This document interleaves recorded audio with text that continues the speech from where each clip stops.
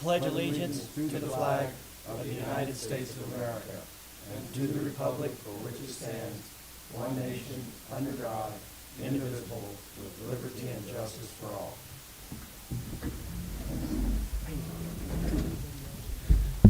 All right, good morning. On behalf of the Board of County Commissioners, Commissioner Ortell, Commissioner Candelaria, the legal counsel, John Baxter, Shaq Powers, our administrator, and Kim Purcell, the clerk and recorder, we welcome you here, and we're going to get started right away. We have the minutes. Commissioners, have you had the opportunity to look at the minutes, and do you have a recommendation?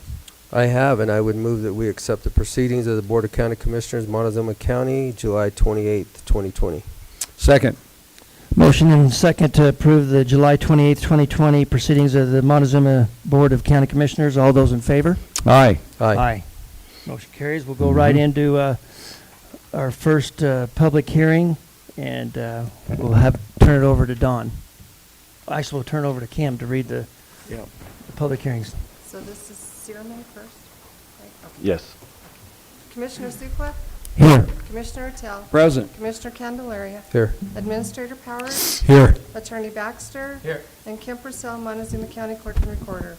Notice is hereby given that the Montezuma County Board of County Commissioners will hold a public hearing for review and determination of a proposed two-lot moderate subdivision application submitted by Charlie Sermon on property located at 11751 Highway 145, Cortez, Colorado, consisting of 7.16 acres more or less, located south of Road M, west of Highway 145, situated in Section 13, Township 36 North, Range 16 West, NMPM. The hearing will be held Tuesday, August 4th, 2020 at 9 a.m. in the Commissioner's Hearing Room, Montezuma County Administrative Offices, 109 West Main, Cortez, Colorado. Interested persons may attend and give input. Information may be obtained from the Planning Office online services at co-montezuma-co.smartgovcommunity.com public home. You may also contact the Planning Department at 970-565-2801 with questions. Dated this 13th day of July, 2020, Kim Purcell, Clerk, Board of County Commissioners, Montezuma County, Colorado, published in the Journal on Wednesday, July 22nd, 2020. Sorry. Thank you, Kim. Okay, we'll turn it over to our planning director, Don Haley. Is your applicant here? Yes, he is. Well, Mr. Sermon.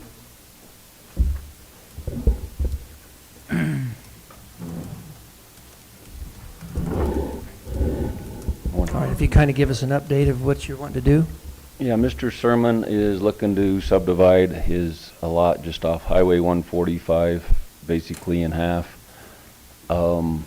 He has a friend of his that is proposing to purchase the eastern lot. They have a CDOT driveway access permit that will need to be amended if they add this additional lot. Right now, Mr. Sermon has his main house and a guest house on his property.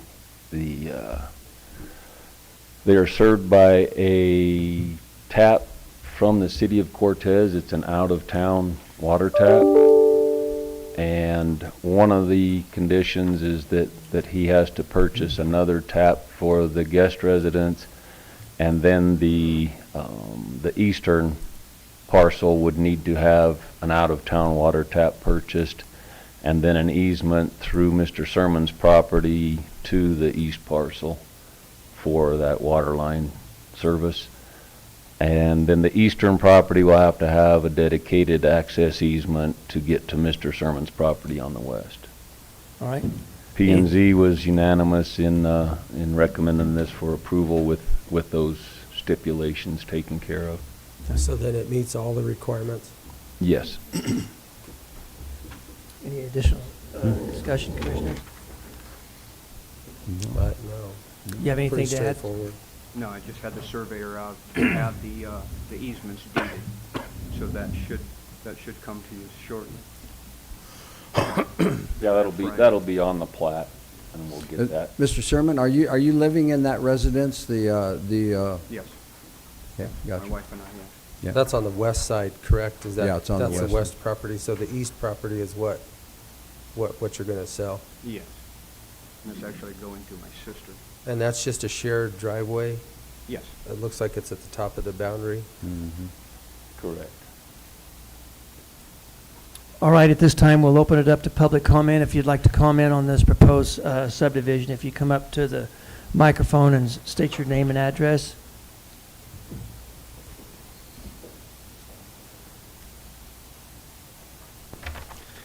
Hi, my name is Jim Rod, and I have the property that's also on Highway 145. Access comes along the south side of my property. If you go back sometime, mid-'80s, 1986, a good friend of ours, Archie Browning, wanted to put a trailer house behind there. I think he got the property from Walter, I'm not sure. But I think you are, yeah. And anyway, I knew Archie very well. He didn't have kids. It's just him and his wife. He was a snowbird in that he spent most of his time in Arizona. We deeded 25 feet of ground to him. You can see it on there, and I know the lady from CDOT referred to it as a flagpole access. And what we ran into is this trailer house was either 14 by 70 or 14 by 80. This is a nightmare to get back there. And the only way we could get it in is to come in from the north, turn in, and then go diagonally off my driveway. And there, we tore up some fence stuff and that in there, but we did get it in there. That flagpole access is deeded property to them. It's not something like a easement or something like that. It's deeded property. And I worked a deal because we had to make this to get that trailer in there. And I worked a deal with Archie on the last few feet there. You come on my property to come off the road. First off, I think some of you know, my driveway was always extra wide. There was another road there where this one is now, where I could get my, I had a race car, a big trailer, fifth wheel camper. That's how we accessed the property there. And even going back, because the pavement's been redone 3 times major since I've been in there. And I have a picture that I brought this morning that I can share with you. You can refer to it on, do I give it to you or how do I do it? Hand it to Commissioner Tell. That's taken from the road, looking at Archie's property. In the center of that picture, you'll see where there's a line. That's where the property boundary between my property and this 25-foot wide easement is. There's 2 lines that come down diagonally, and right there is where, and it's still there, it's laying on the ground. There was a chain with a sign that's strung between those 2 poles. That's where you went to on Archie's. Right next to it on the right on mine, there's a no trespassing sign that's been there since the mid-'80s. Now, with Archie, I didn't understand because I was working a deal with him to buy the property, but when he died, I'm not sure if I was out of town or what. I didn't know. But he willed the property to a very good friend. It's like a nephew of his. And then, he died in 2017. 2018, this Pam Tillman, something like that, she bought the property, and I think around in spring of 18, she contacted, because she knew about the problems with this access. She contacted CDOT about it, and I've talked to CDOT on it, and the lady's very aware of the property, what we have there. And there are some discrepancies. Planning and zoning was wrong on how this was done, and it actually, because it was maxed out on what they would allow there. And I'm not sure she's supposed to send the county commissioners a letter on it. And, but there's a couple of things here. So, number one is, since we've lived there, they've had 3 accidents where people running into the school buses. One time we had kids hurt. All my kids are grown up and gone. I don't have kids. We're not going to have any more. You know, maybe great-grandkids, but that's the way it is. And now then we're with Archie, where you hardly ever seen him. You know, when I seen him most is we cut a hole in the fence there where he come up on his golf course, and we'd sit there under some trees and drink beer or whiskey and just talk. And originally this started because I had worked a lease with him to use that permit, so he didn't have to finish it. And it was like $1 a month? $1 a month. But most of the time, we traded that out with buying each other drinks on it. But anyway, that's gone. But it's a dangerous part to start with. When you come over the hill, coming from Dolores on Highway 145, you got County Road M. Then you have a acceleration lane. That acceleration lane ends in front of my driveway. And it's just natural. People get in a drag race. Somebody pulls off M on 45, and there's a car coming. So everybody's trying to beat the other one. And you guys, everybody, I know most of it. It has always been a dangerous intersection. And I drove around looking at other places that we have subdivisions. None of them have that kind of access on it. None of them do. And you know, it's safety is a concern. The speed limit right there is 60 miles an hour. Very few people are going 60 miles an hour when they're right there. But you know, you guys have to make the decision what you want to do back there. But I want to make it clear that these people need to square away with the CDOT, because I let her know that I'm wanting to put a fence in the corner there to put a gate and a fence, and then I won't be, cars can pull off the road to get there. But we put it off because there's no way for me to do that now the way the property is. There are those 2 lines that I drew there on those 2 poles. There are survey stakes on those at that pole, and it goes clear down the fence line to, you know, Keenan or Walter's property there. And the stakes are still there. I looked last weekend. You can see them. You know, it wouldn't be hard for them to do their own access. You have to add 20-foot of culvert to extend it, and there's more than enough dirt on their property to put there.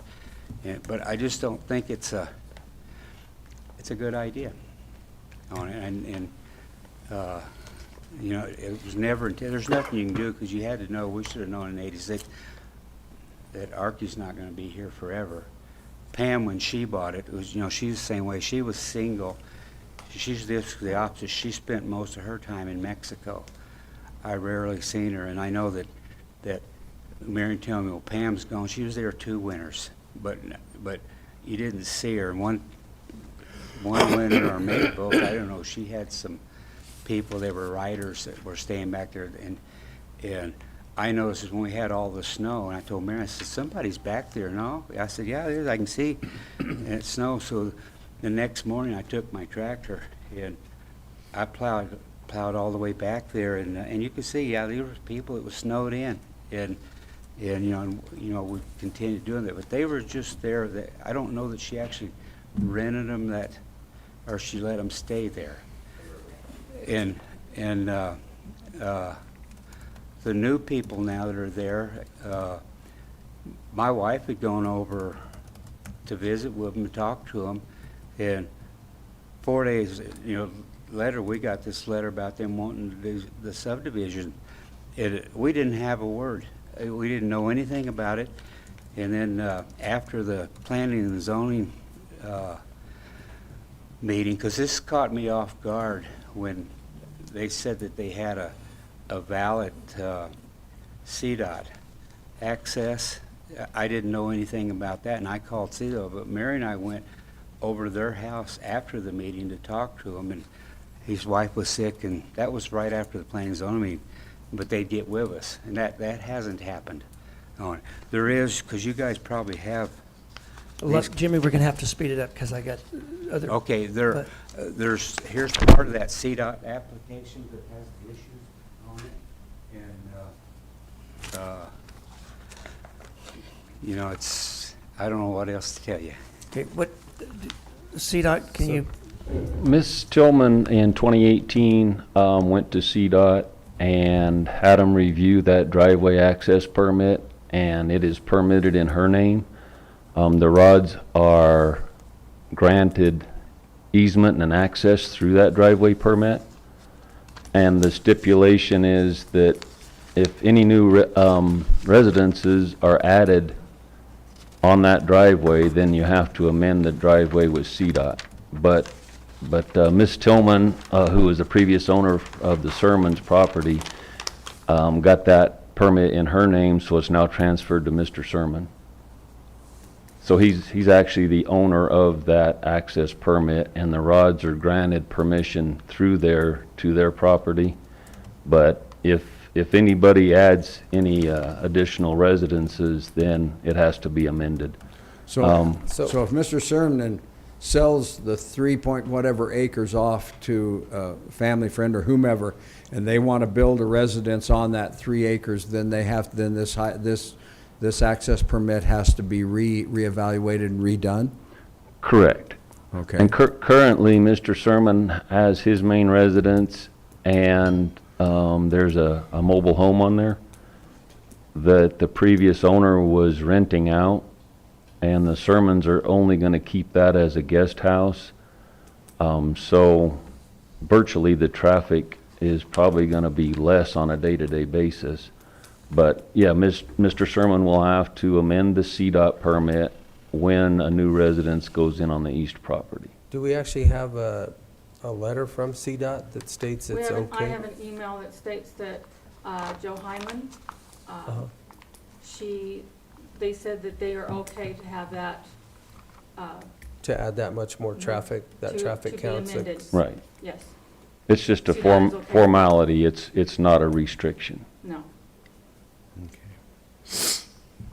all right, CDOT is okay with it.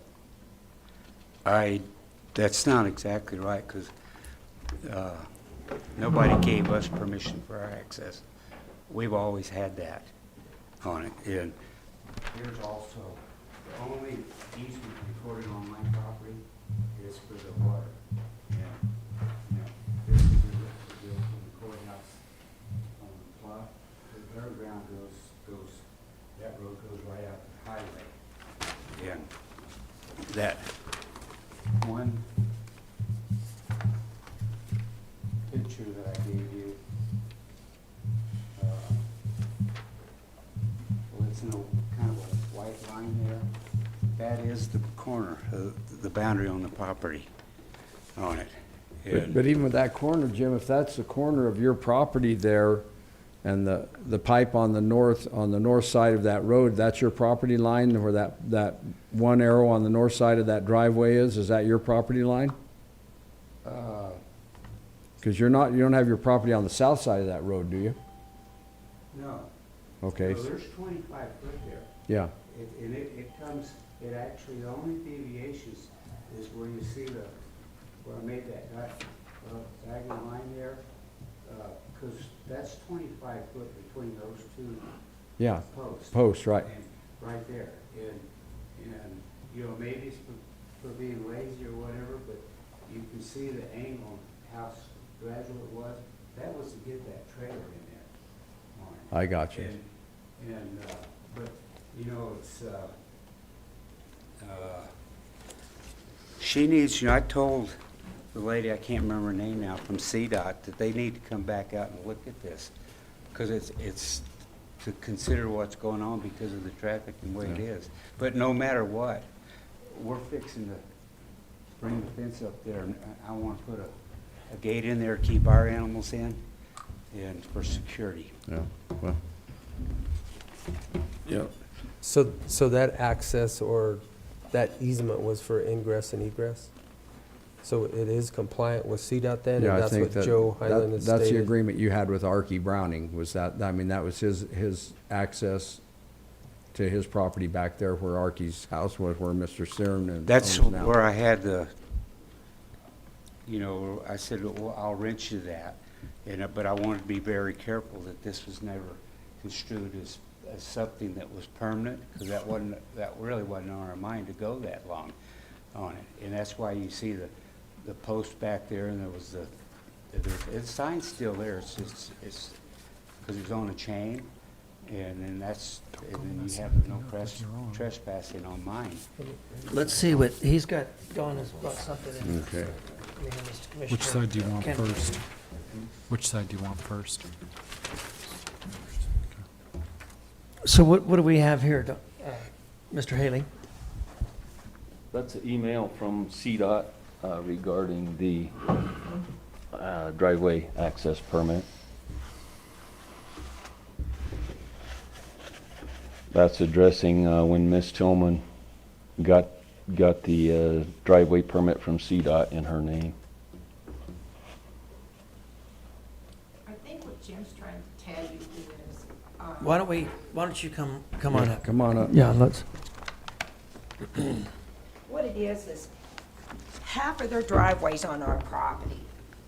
And so if we fence from the post where our property is over, they don't have a lot of room to get into their driveway, okay? So they can either rent from us on our part of the property, because we don't want to give our property up, or move their driveway. It can be moved. There's plenty of room on that side to move their driveway if that's what they want to do. But it'll still be the same access, will be off Same one foot. access. And You've you'll fit, got, the driveway's real wide. Right, Then the pavement stops, because that goes right to the post where that is state property. Right. And then the rest on up is our driveway and then their driveway, but there's quite a bit that they get on our property to go up their driveway is what it is. But like he said, the reason for it was because they couldn't come up 145 and get that trailer in. Archie approached me and said, do you mind if I take the fence down to get the trailer in? And we told him he could. And he put the fence back up. And on the other side, there actually wasn't any fence whatsoever. And that belonged to Jack Kimball. And he put a fence up there. But like we said, Archie was gone all winter. Pam was gone all winter. The people up there, they were only there, actually, they were there more than she was, but they were up there for half a summer and all that winter. But Pam always came and told us whatever she was going to do. I mean, she told us she moved the trailer house, she was building a house. No problem, you know. And then she came and approached us, said, well, we're going to rent it, so if you see people going up and down, you'll know, no problem. We went to go see them to, you know, because we don't want to be bad neighbors or anything, but people move out there because they want their privacy, you know. You live out in the country. No, yeah, you live out in the country. You live over not too far from us. We're out there because we like our privacy. well, do you think that, you know, given the situation that it stands now, you can work out with Mr. Siren if you want to fence your property and If we fence our property, change they're this- going to have to move their driveway. But see, the problem here, yes, I'll do that. Yeah. I mean, I'm not going to fight it. But see, if you read this, I understand. Notes under here that, because it says, permit should be amended. If and when I do that amendment, I would also include Mr. Rod's own, because CDOT does not consider this a shared access to be does consider this shared access to be a single access location. Uh-huh. Yeah. And See, most of it's our I property. told her, you know, from having records, there was a time Right, I had let's- the let's- only access Dawn to has the something to Montezuma say. County Fairgrounds. So as far as, 'Cause we're running way over our time. Okay. as far as fencing the property to the highway, you have to stop at the CDOT right-of-way. Right, So that's probably 20, 30 feet back from the edge of the pavement. yeah. That's that line. So the That's the line. 60-foot wide driveway That's is gonna- permitted to Sermons. He can access that anywhere within CDOT's right-of-way and go in circles or wherever till he hits his 25-foot driveway. Yeah. So I'm not sure what the discussion is his driveway property is 25 feet wide. Yeah. Once he gets off the CDOT right of way. Right away. And Mr. Rod can actually fence his property if he so chooses right up to that CDOT right of way? Correct, But correct, there's and it still- won't, there's it won't still- interfere with right, traffic, inhibit anybody. There's still plenty of room for Mr. Cernan to go with his driveway off that access, as well as Jimmy and Marion to go to there, so. Correct. I don't see any problem with it. And if you want to do that with your fence line, your property line, you can certainly do that, and it'll still allow room for his road and room for your access as well, and then you guys can gate it however you want. I think because that's a big wide access there. I mean, Yeah. that thing is big and wide, so it should, Well, It's about 60 feet. 60 feet, that's a lot of well, the room. reason for that was because, like he said, and, you know, you're born here, the hill there used to be Right. huge, and the bus kept getting hit, and they wanted to take that hill out, and so what they did was they took a lot of our property, and then Joel's, who's next door to Yeah, us down okay. there, to try to lower it, Lower but it. it's still not lowered enough, because in the winter, I have to pull out on the shoulder and wait, because they come over that thing at 65 they're miles an sailing, hour. yeah. If they go to, they're gonna hit me. Yeah. They're gonna rear end me. I have the same problem even going in my driveway. I can understand that. Well, let's keep moving. Okay, because we got all right. Well, So- thank you for sharing that. You're going to keep the papers I gave you? No, I think Mary Ann's got them. Yeah, she got them. So, Thanks, Jim. I guess I would ask, is there anybody else that'd like to comment on this public hearing at this time? All right, seeing none, we will close this portion of the public comment of the public hearing, and we'll go back to the commissioners for a discussion. So what were the conditions again, Don, that the planning recommended it for approval? They had to get an additional out-of-town city water tap for the mobile home that sits on the property currently. And then if and when the east property is developed, they will also have to purchase an out-of-town city water tap and run the water line to the east property. Currently, the city water line is on the west side of the property. It's one of those deals where Yep. it's on city water, you just pay extra to have the out-of-town tap.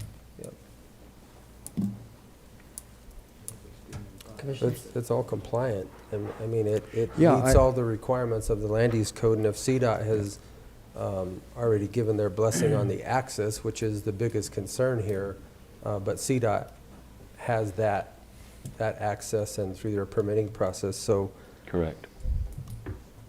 I'm good with it.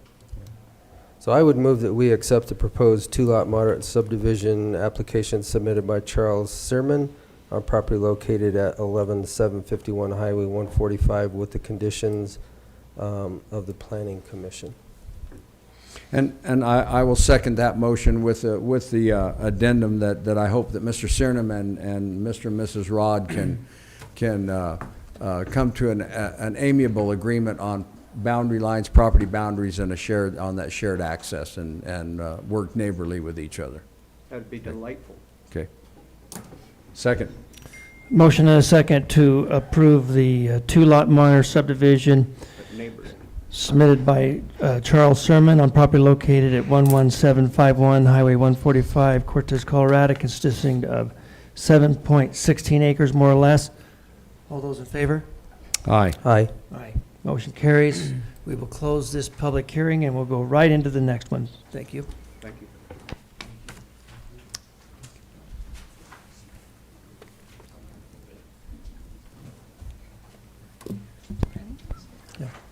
Got to play some catch-up. Okay. Thank you, guys. Commissioner Sukla, Here. Commissioner Attell, Here. Commissioner Candelaria, Here. Administrator Powers, Here. Attorney Baxter, Here. and Kim Purcell, Montezuma County Clerk and Recorder. Notice is hereby given that the Montezuma County Board of County Commissioners will hold a public hearing for review and determination of a proposed three-lot minor subdivision and rezoning application submitted by Gary Elson and Tova Spector on property located at to be determined Road P, Mancos, Colorado, consisting of 35.03 acres more or less, located north of Road P, west of Road 33, situated in Section 1, Township 36 North, Range 15 West, NPM. The hearing will be held Tuesday, August 4th, 2020, at 9:10 a.m. in the Commissioners' Hearing Room, Montezuma County Administrative Offices, 109 West Main, Cortez, Colorado. Interested persons may attend and give input. Information may be obtained from the Planning Office online service at https://co-montezuma-co SmartGov Community Com Public Home. You may also contact the Planning Department at 970-565-2801 with questions. Dated this 13th day of July 2020, Kim Purcell, Clerk, Board of County Commissioners, Montezuma County, Colorado. Published in the Journal on Wednesday, July 22nd, 2020. Thank you, Kim. Don, do we have an update on this public hearing? Yeah, Gary and Tova are looking to subdivide their 35 acres into 3 lots, two smaller lots on the south and the larger parcel on the north, which borders their property to the north of that. They have extended Road 32.75 up the east property line to access all 3 lots, and that's basically it. Planning. Planning was unanimous in recommending it for approval. So it meets all the requirements? Yes. Okay. And I think, correct me if I'm wrong, that they're going to establish building envelopes on the southern 2 lots, just to keep views and traffic and all that kind of under their control with their plat and their covenants. Put some deed restrictions on them as to where they can build and stuff. Correct. Gotcha. That's wise. That's all within their covenant, so that Correct. doesn't have anything, okay. All right, at this time, we'll open it up to public comment. If somebody would like to comment on this proposal, if you'd come up to the microphone and state your name and address. Seeing none, we will close the public comment portion of this public hearing, and we will go back to the commissioners for discussion. Any additional discussion? I have none. I would move that the 3-lot minor subdivision and rezoning application submitted by Gary Elson and Tova Spector on property located at TBD Road P, Mancos, Colorado, be approved. Second. Motion is second to approve a 3-lot minor subdivision and rezoning application submitted by Gary Elson and Tova Spector on property located at to be determined Road P, Mancos, consisting of 35.3 acres more or less. All those in favor? Aye. Aye. There you go. We will close the public. Thank you. We will close this public hearing at this time. Thank you, folks. And then when you're ready, we'll go right into the next one. Commissioner Suplet, Here. Commissioner Tell, Present. Commissioner Candelaria, Here. Administrator Powers, Here. Attorney Baxter, Here. and Kim Purcell, Montezuma County Clerk and Recorder. Notice is hereby given that the Montezuma County Board of County Commissioners will hold a public hearing for review and determination of a proposed subdivision amendment application and variance application submitted by Ben and Zela Lanier on Poco de Niro Land Company Incorporated. I'm sorry, for Poco de Niro Land Company Incorporated, on property located at 26501 Road 10, Pleasant View, Colorado, consisting of 3 acres more or less, located north of Road CC and west of Road 10, situated in Section 25, Township 39 North, Range 19 West, NPM. The hearing will be held Tuesday, August 4th, 2020 at 9:20 a.m. Commissioners' Hearing Room, Montezuma County Administrative Offices, 109 West Main, Cortez, Colorado. Interested persons may attend and give input. Information may be obtained from the Planning Office online service at https://co-montezuma-co smartgovcommunity.com public home. You may also contact the Planning Department at 970-565-2801 with questions. Dated this 13th day of July 2020. Kim Purcell, Clerk, Board of County Commissioners, Montezuma County, Colorado. Published in the Journal on Wednesday, July 22nd, 2020. Thank you, Kim. Don, do you have an overview of this proposal?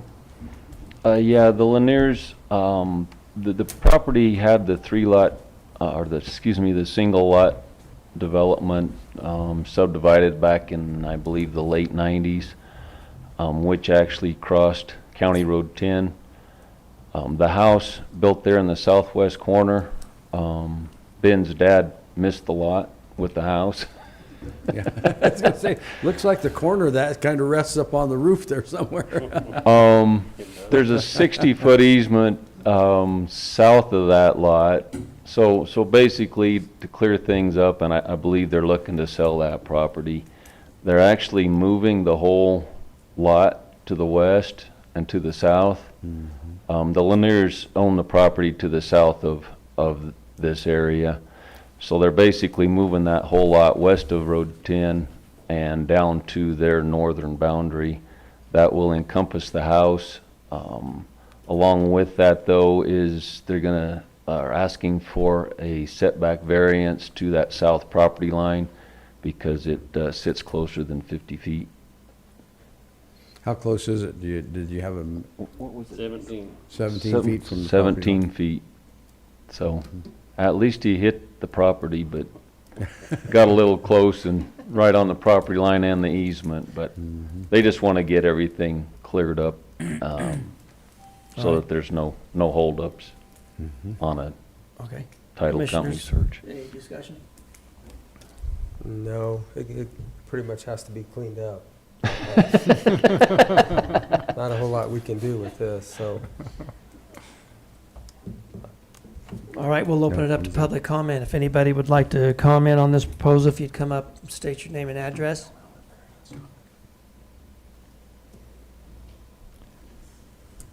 Now it's time to get even with your dad if you want.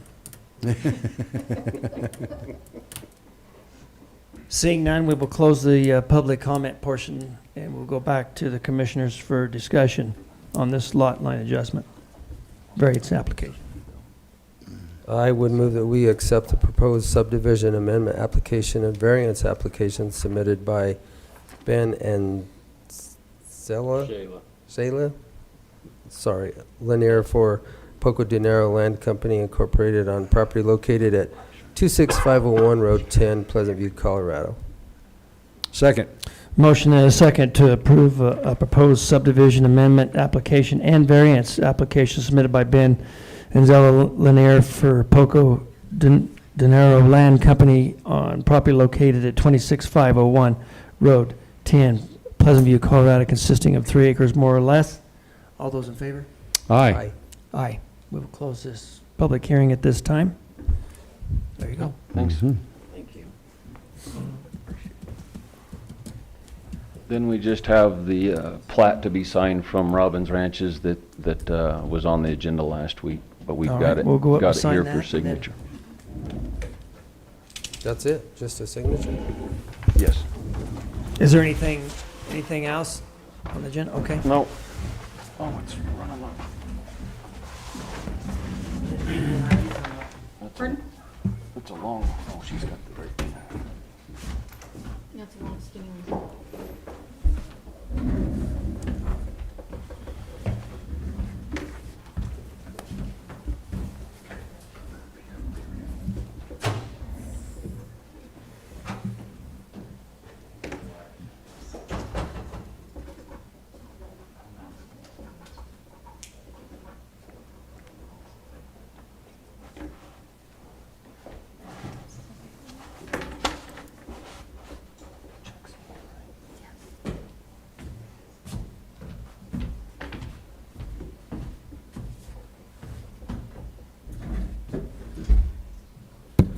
Well, they left us, Shaq.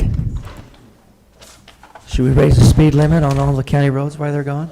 Yeah, let's raise it to 31.5 on dirt and 41.5 on paved.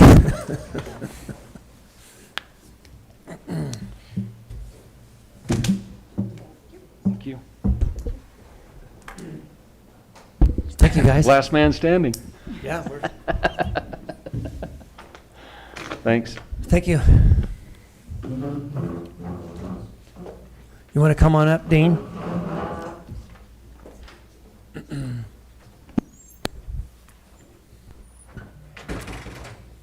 Dean's the perfect example to never say bad things to your wife. Because that's how you'll end up. Plus you got a lot of room to run, huh?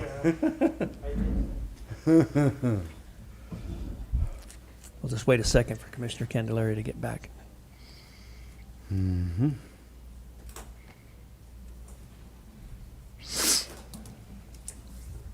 Then after this discussion, we'll go to public comment if anybody wants to come up to the microphone.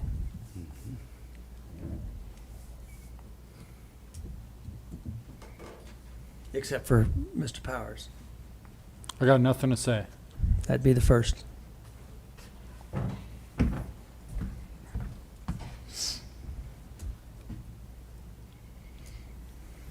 Commissioner Candelaria just had to do a little powder refresher. Had to go get his. Oh, there he is. makeup Oh, you redone. didn't hear that, Had to go did get his you? makeup redone. Looks good, Jim. Looks good.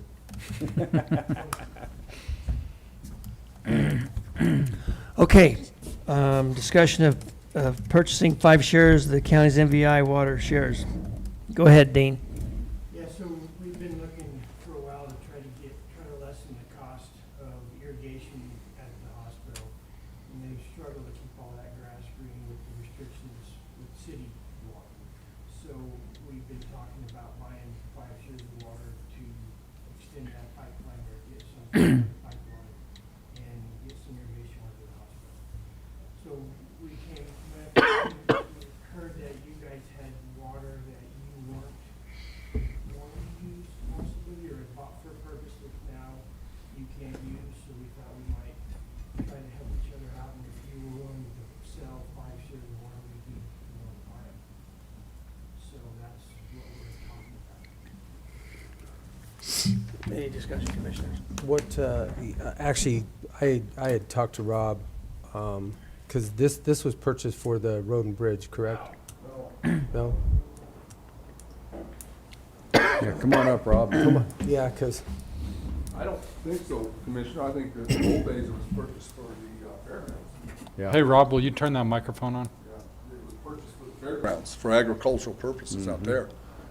And so through all this process of getting legal with all of our rules and regulations, it sits there now, and we have him and I stalked through DWCD to help with the roads. But the original, as I recall, from meetings, was purchased by and for the fairgrounds, so, not the road department. okay. Yeah, just to clarify that, so.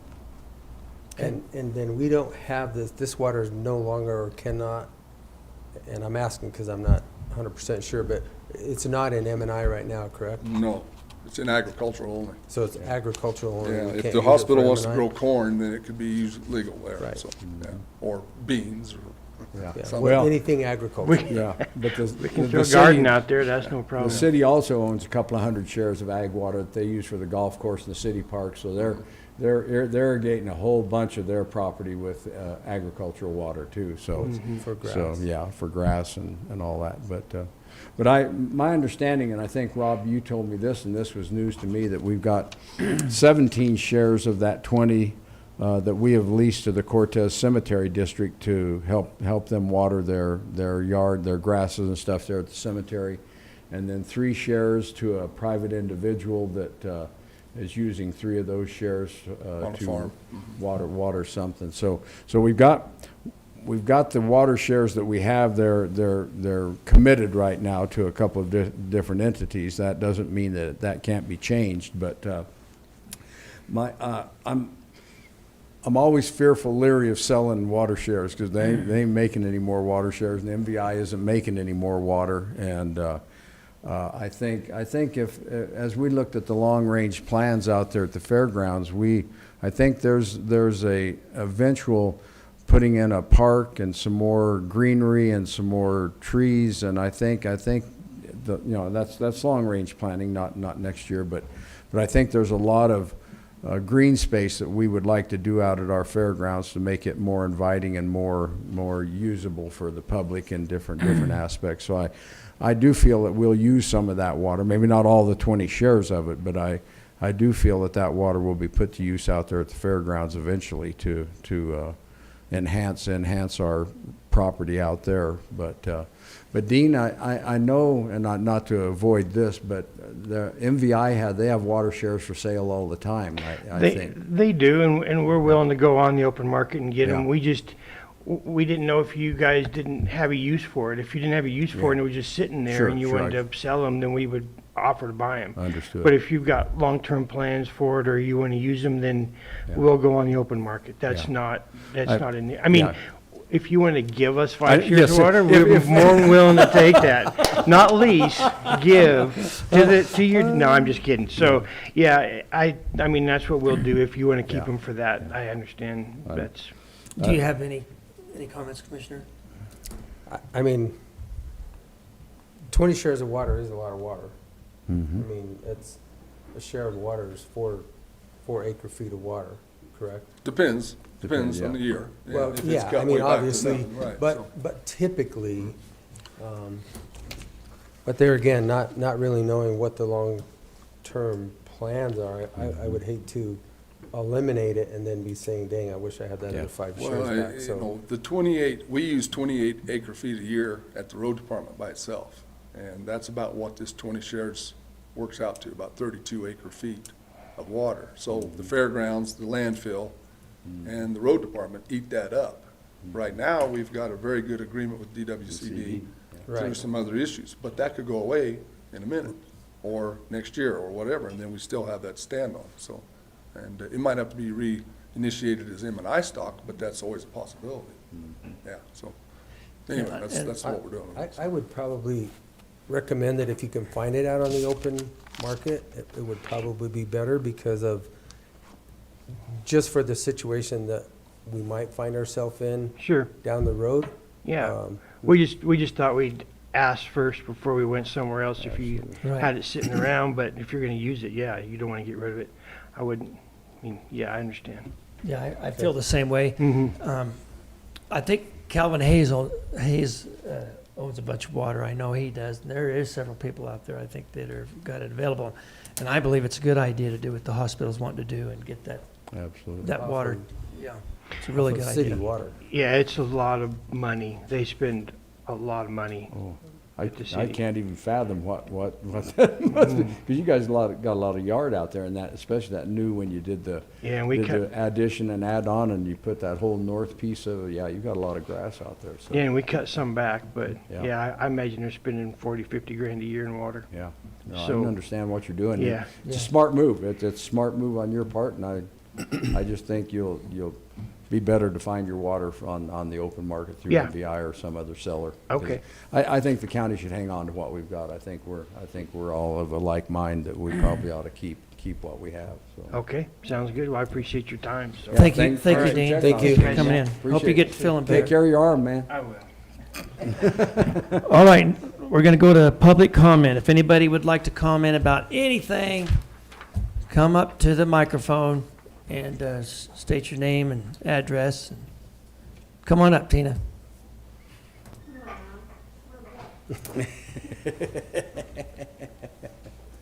Larry Don brought in a ringer on us here.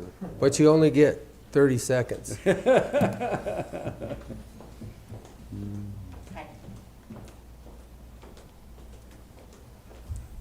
Good morning. Good morning.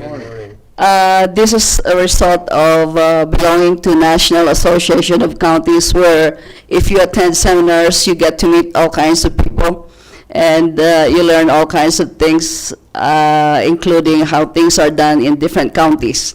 And that's how I know these people, and somebody knew that I'm here in town, so why don't you come and visit us, and here I am.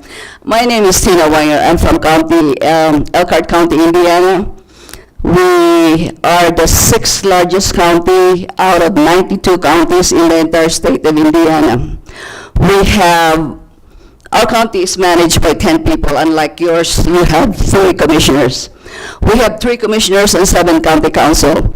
The 3 commissioners are responsible for legislative and executive powers, and the county council were responsible with money. And speaking of money, we have $228 million budget. Last year, we only appropriated $178 million. and so we do have a surplus. Since 1972, we have operated always in black, never in red. We are very conservative with our money. The county has 209,000 population, and it's 468 square miles compared to your 2006 square miles. And you have 64 counties in Colorado, we have 92, and your population is very tiny. I mean, your population is the population of one of our biggest city that belongs to our county. You have, what, 26,000 people, we have 209,000 people. So I'm one of the county council member at large, and I'm one of the vocal ones. When I won my seat in 2016, I made history 3 times. Number one, I'm the only, well, I did a 12-year incumbent when I got my seat, and then I'm the only woman in Elkhart County Council, and I'm the only woman of Asian descent in County Council for the entire state of Indiana.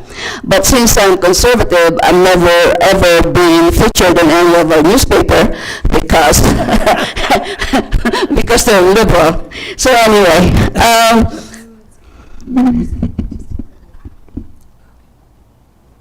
I'm so happy to be. Can you still hear me? Oh, yeah. All right. Anyway, the last 4 days, 5 days that I've been here, I would like to share with you my observations of at least I've been to 3 different counties: San Juan, San Miguel, Uray, now Montezuma, and I don't know where else we're going to be the next 2 days. But anyway, your county, basically, it's beautiful. I have been enjoying taking pictures, and I will post most of it. But the comparison that I would like to share with you personally is the people.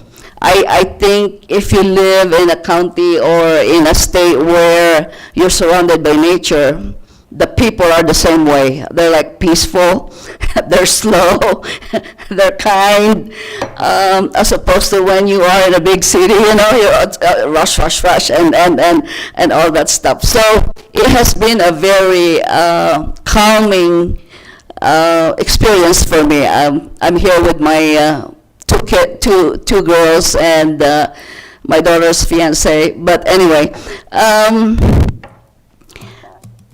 what I would like to see more if I do come back here would probably be that I would see more people to really, well, maybe it's because of COVID that I have not been seeing a lot of people on the, you know, in parks and stuff like that, because it's really beautiful. So that I would like to see more of, people enjoying all the nature that your state is blessed with. Indiana is very flat, of course. We have a lot of corn. Where I live in a countryside also, so I am a cow person, except this morning on our drive here, my daughter was telling me, "Don't yell, Mom." I said, "I'm never late for anything, you know." I said, so that, I think if you live in an area where, like I said earlier, you know, where nature kind of embraces you and tells you, and you communicate with it, and it becomes you as well. So, but thank you, Commissioner Ertel, you, my friend, Candelaria, I like your last name, Mr. Baxter, and your administrator. You are the powerful one, actually. The administrator in our county, they're the powerful one. They tell the commissioners what to do. And the commissioners say, "No, you don't tell us what to do. We appointed you." So, and the recording secretary and country clerk, nice meeting you. And it's a beautiful day in your area, and we will visit. Our next stop, I think, is what, Mesa Verde? Yeah. Yeah. So thank you so much. It's been wonderful. Thank you for inviting me. You're welcome. Thank you, Tina, for coming. Good friend, and we're glad that you got to come see our part of the world. And hopefully we'll get to see your your part someday. So, thank you. Really Enjoy appreciate your it. stay. Yeah, and this will be on YouTube for you forever, so you can always read it. All right. Anybody else, public comment? All right, we'll close public comment, and we will go to Road and Bridge, Mr. Engelhardt, our road supervisor. Good morning. Good morning. How are you? Good morning, Rob. Doing okay? Okay. So, schedule, I really don't have a lot to talk about today, so if you got a few minutes, we can just visit. But the schedule basically is kind of in a holding pattern for another week or so till we begin the chip seal. We've been talking to Rod about him showing up on the 17th. So in the meantime, all the roads are ready. They've been bladed and magged. We'll do them again before we chip seal. But we're into some general maintenance type work. Cortez group out on Road P, for instance, they had a big water project this year, putting a lot of that underground or open ditch in our bar ditch into underground for about a half mile or almost a mile. So we got busy and rounded up some dirt and filled that old ditch back in along that road there, which was dangerous, and got that all cleaned up. And it's going to get probably a little gravel, and it'll make a nice little turnout area there for farmers and the ranchers and general public to pull over and get out of the way. So that worked out real well. And that was between, about Road 20.5 to Road 21. There's about a half a mile there that we got filled in. So taking care of some loose ends like that. Some erosion problems that we've seen over there. Worked on that this week along the edge of the road from that rain, which we did get a good rain out there, almost 2 inches on one evening there. So, Wow. And it did wash, so we've been doing some of that.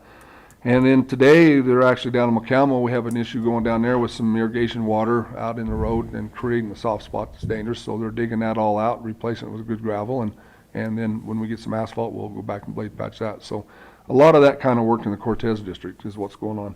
Dolores, we're working on Road 29 up above Road P, off of Road Tap Hill down to the bottom and all the way down to Road M. We want to do some improvements on that road next year. And it starts with the erosion control and drainage. A lot of those ditches, bar ditches, are taking the irrigation water. The water is actually out on the road now. That's all sodded up to the roads, and you can't fix it yet. We have to let the irrigation season in, but we are flagged out, and we know where those bad spots are, and we'll tackle those as soon as the water is shut off this fall and get into it. Now, whether we budget it next year's repairs or rebuilding, we'll see how the budget process goes, but that is on our list. It was this year too, so we want to continue with that plan to get Road 29 improved.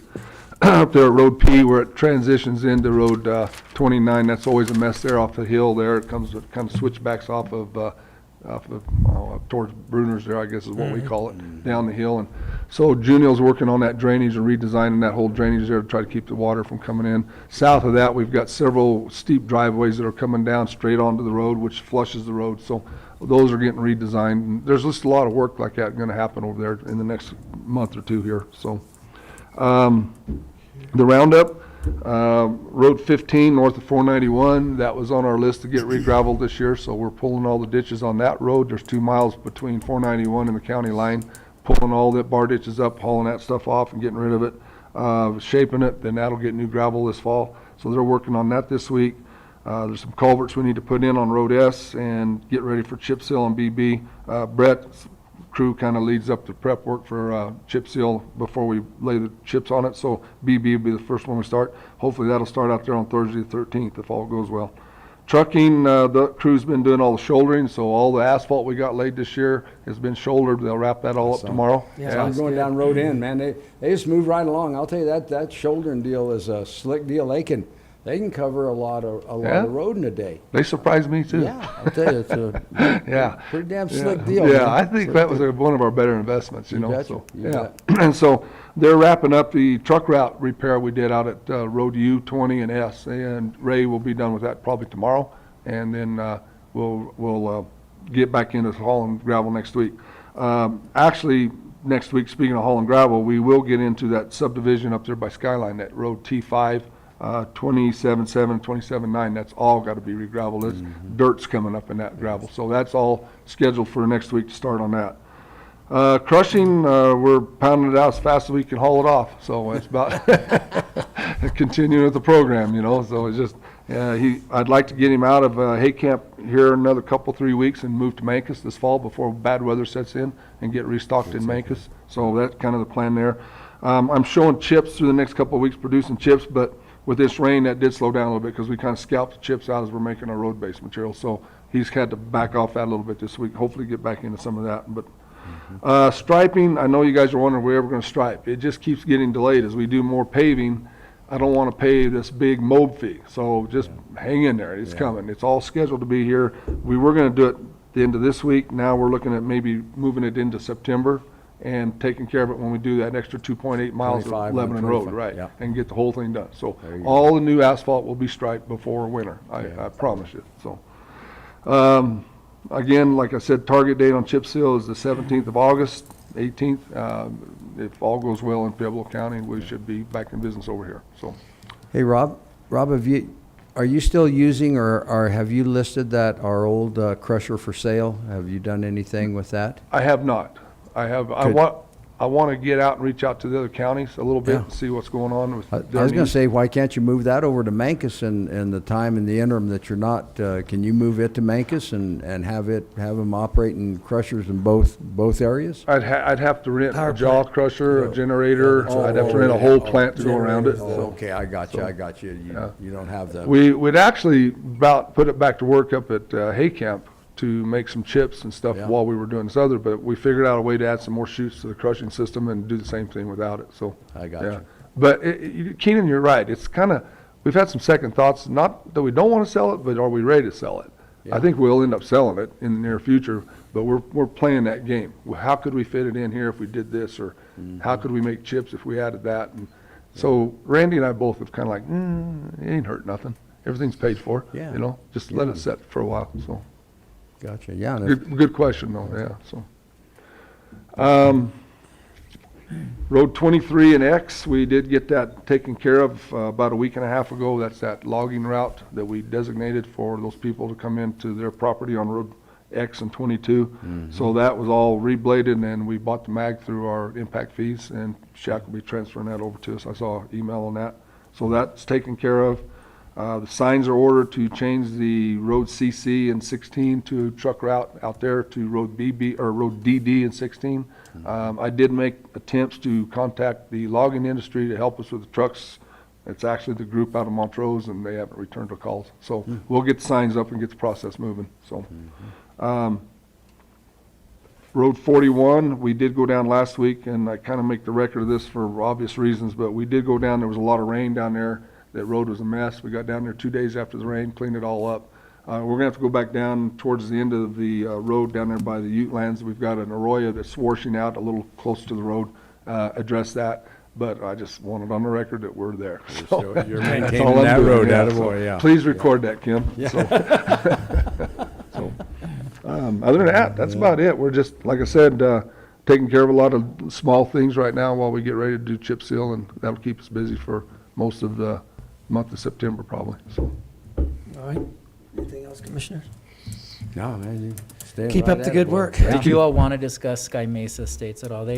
Keenan Lovett contacted me last week on, I think, Thursday or Friday, and just asked.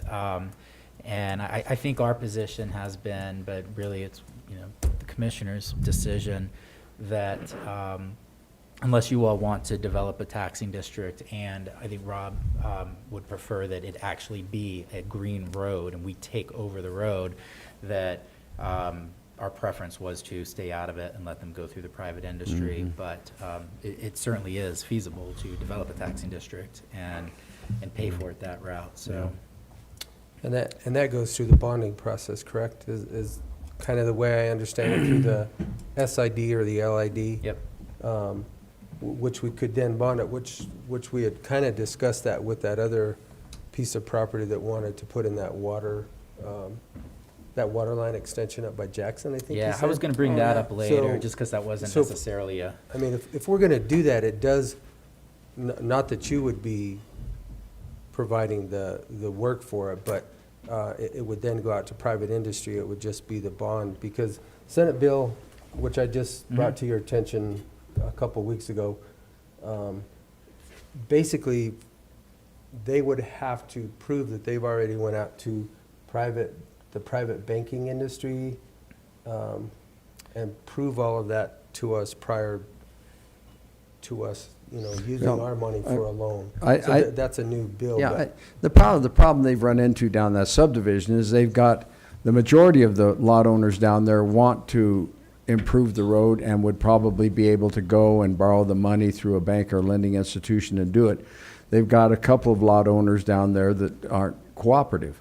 So this is how and I'm not real certain, I think that the commissioners, I'm not real certain this is probably the best way to go. They're finding another avenue to force those uncooperative lot owners down there into participating in this special improvement district to pave the road. And this is how they do it. They can't get them to voluntarily come in and say, hey, we want to chip seal our roads down here, and here's what it's going to cost per lot, and everybody pitch in. And when you've got a couple of lot owners or several lot owners that don't want to do that, then this is how they're going to force them to pay for their fair portion. And so they're, in a way, they're using us as leverage on those lot owners in that subdivision that don't want to come up with the money to pay to improve the road. So, I mean, it's So a what- legitimate way to do it, but they're still using us for leverage. So one of the things that I keep getting drug into this, and I really I want out of it. I don't care what you guys decide. That's your choice to do this or do that or make it green or whatever. But until it is a county responsibility, I don't think I have a right to go in as a county employee, step into the private world and do all their legwork, get pricing for them, find them a contractor to do this work. Right. Unless they want to pay me to be a consultant and I go ahead and starve to death. And that's what would happen is if I had to quit the county and be a consultant, I'd starve to death. Yeah, So right. I don't want to do that. So, and I don't feel comfortable stepping in to that part as a county employee unless it's county business. Right, unless it's a And that's county where road I'm- with county business. That's all I keep get- trying to say. Somehow in those meetings, that got swung over to where Rob will take care of this and Rob will take care of that. I think, I think at the last meeting, we had left it with the property owners needed to get with Keenan about what exactly they wanted on the surface of that road. They And did. then, I think the commission had asked Rob to put it out for RFP, and I've got to agree with, Rob on this. If we're the ones going out for the bids, then, we're kind of getting in the way of private industry I a don't- little bit, not a lot. And I read that email. It was just the format for them to use. They That's didn't. all I've asked. You didn't. Yeah, no. You're not going out for bids the way I understood it. It was just the format for them I just said, to get it. I So- just went back and Anita and I said, you know what, this is getting too weird. So we gave them a format. This is, you fill in the blanks, you guys go do the work.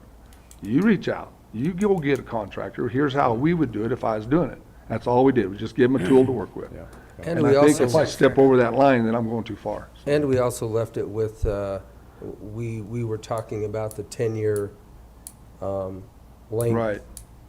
for the payback, and we stated that, or I wasn't interested in a 10-year payback. So where did they end up with that?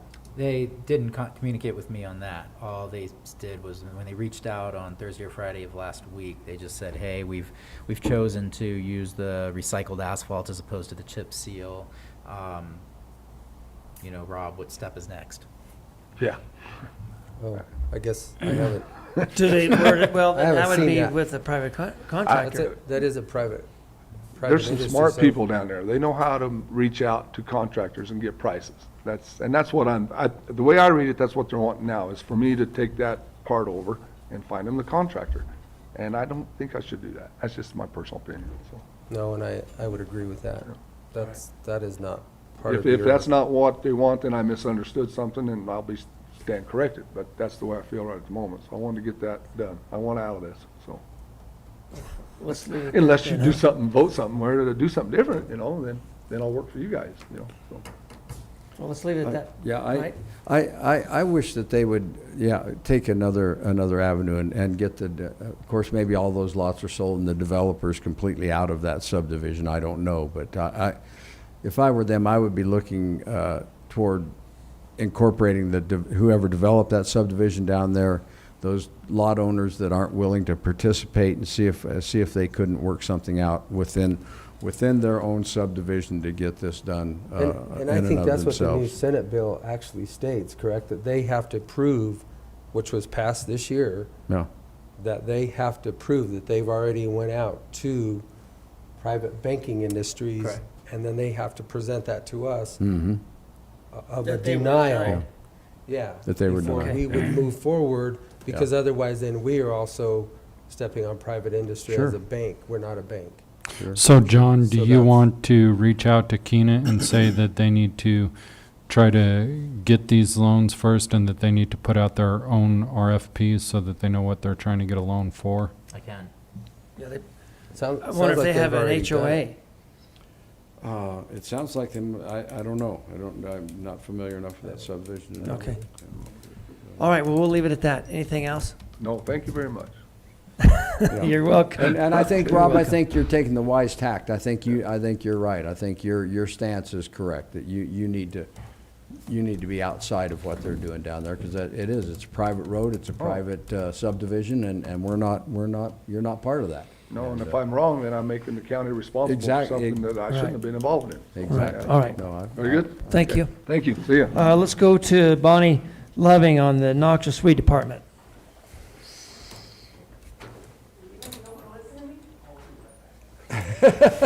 You didn't want to hear what you had to say. I really don't have much to say, but I'll just. I Get have him right off. Yeah. Okay, just a couple updates, I guess. As far as the Phreatophyte project, this year, including last year, we have treated 19,614 trees, saving 174 acre-feet of water. That's good. As far as our cost share project, we have reimbursed about $20,000 to landowners. And then the last thing I have is we are doing our fall applicator training September 11th. Why? You're not going I'm to be going to here? miss that. Well, and I'm going to record it all so people can watch it on YouTube. I mean, even if you don't have your license, it's good information to have. Yeah. And we're having great speakers coming from It'll Wyoming look and really Denver, good. and it's going to be great. So, yeah, so even if you're just a homeowner and you're managing your weeds, not necessarily have a license, it's still really great information to come and listen to these guys. Yeah.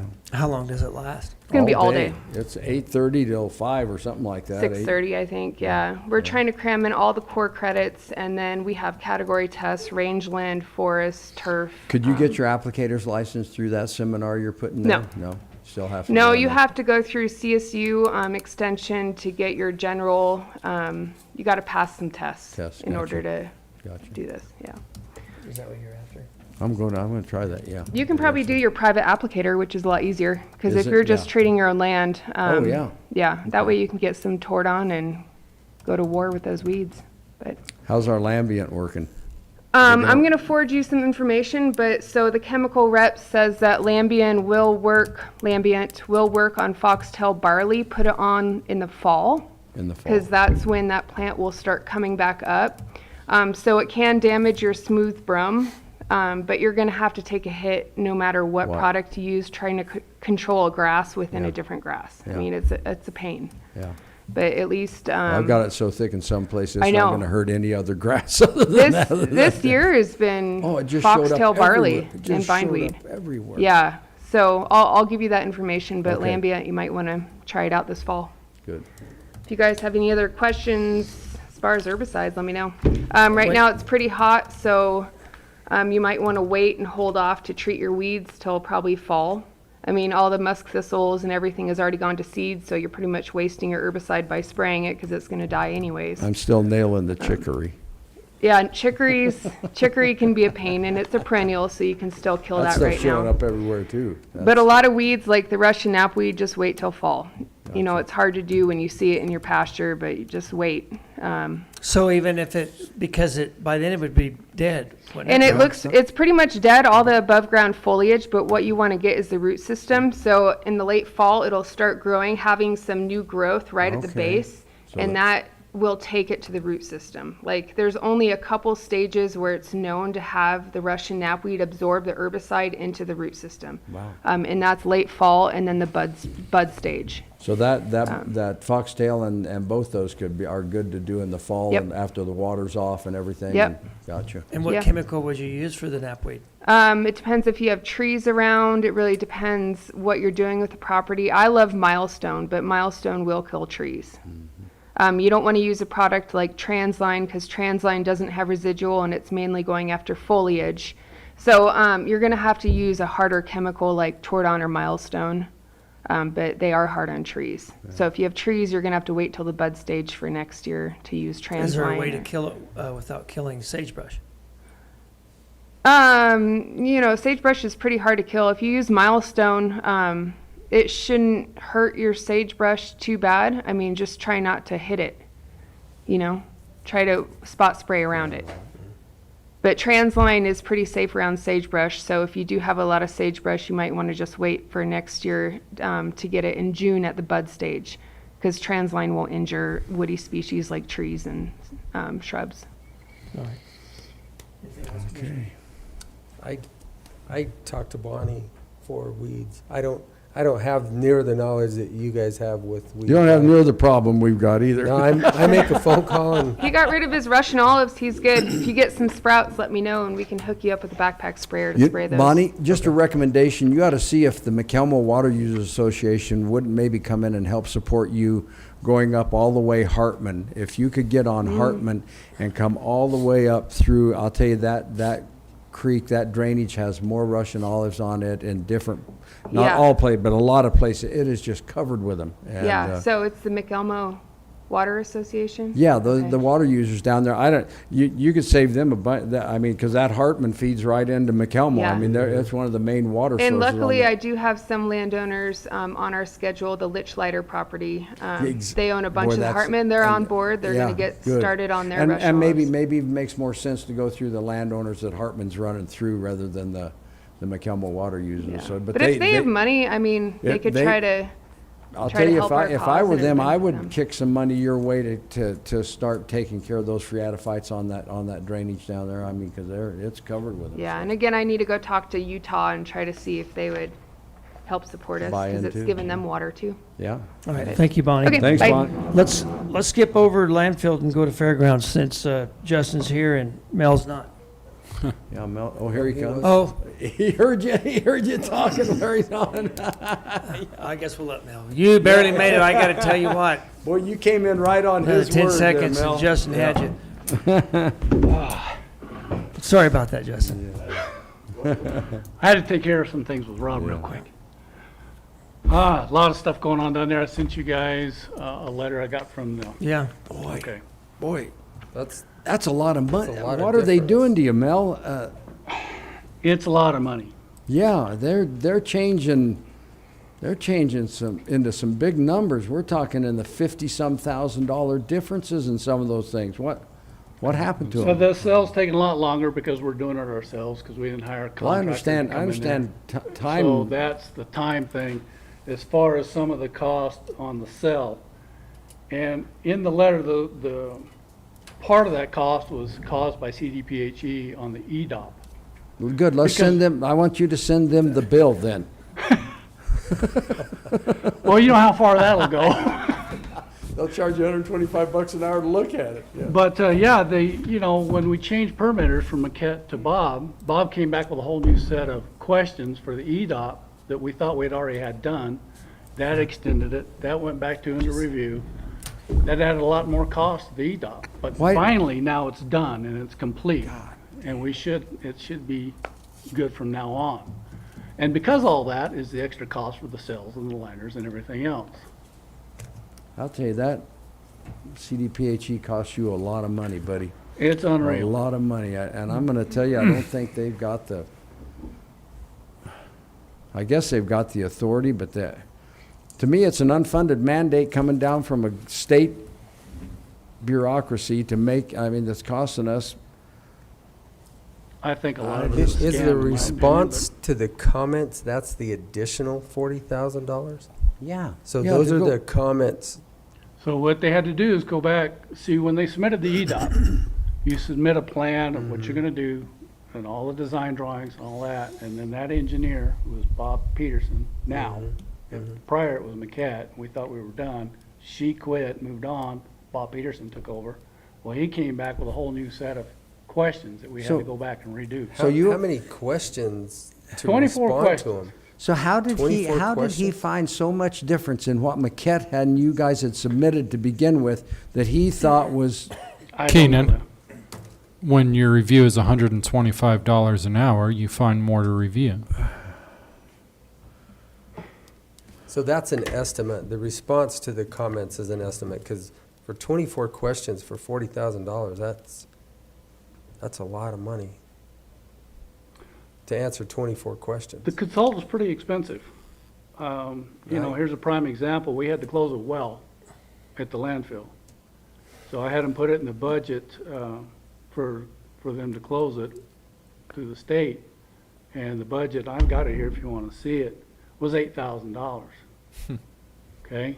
So I went out and I hired the guy, got it done for just a hair over 800. Is that a different consultant? No, we did it ourselves. They're a racket. All I have It's to a do is racket, write a letter man. to It's a racket. CDPHE It's a now, goddamn money making stating that racket. it was closed by a legal driller. And they've done it, and I'm just waiting on the paperwork. But it cost just a hair over 800 Well- bucks for the, Mel, did Bob Peterson have the authority to come in and step in over Maquette's and you guys' EDOP that had already been submitted, already been approved? it wasn't approved yet. That was that's the key. It wasn't totally approved. She left in the middle of it. Oh, God. It wasn't totally approved and signed off on. And the construction plans Wonder of what these, Bob's bonus is gonna be this year. Do you have any idea, Mel? I don't know. I don't know, but he's retiring at the end of the year. So. Yeah, here's the bonus, Bob. Bingo. What else you have? So we ran a little short on rock. We're getting that down there today. I sent the engineer home until the rest of the rock is on site. We're gonna start pushing rock again Monday. About the close. There's some landfill that pictures. keep coming back on.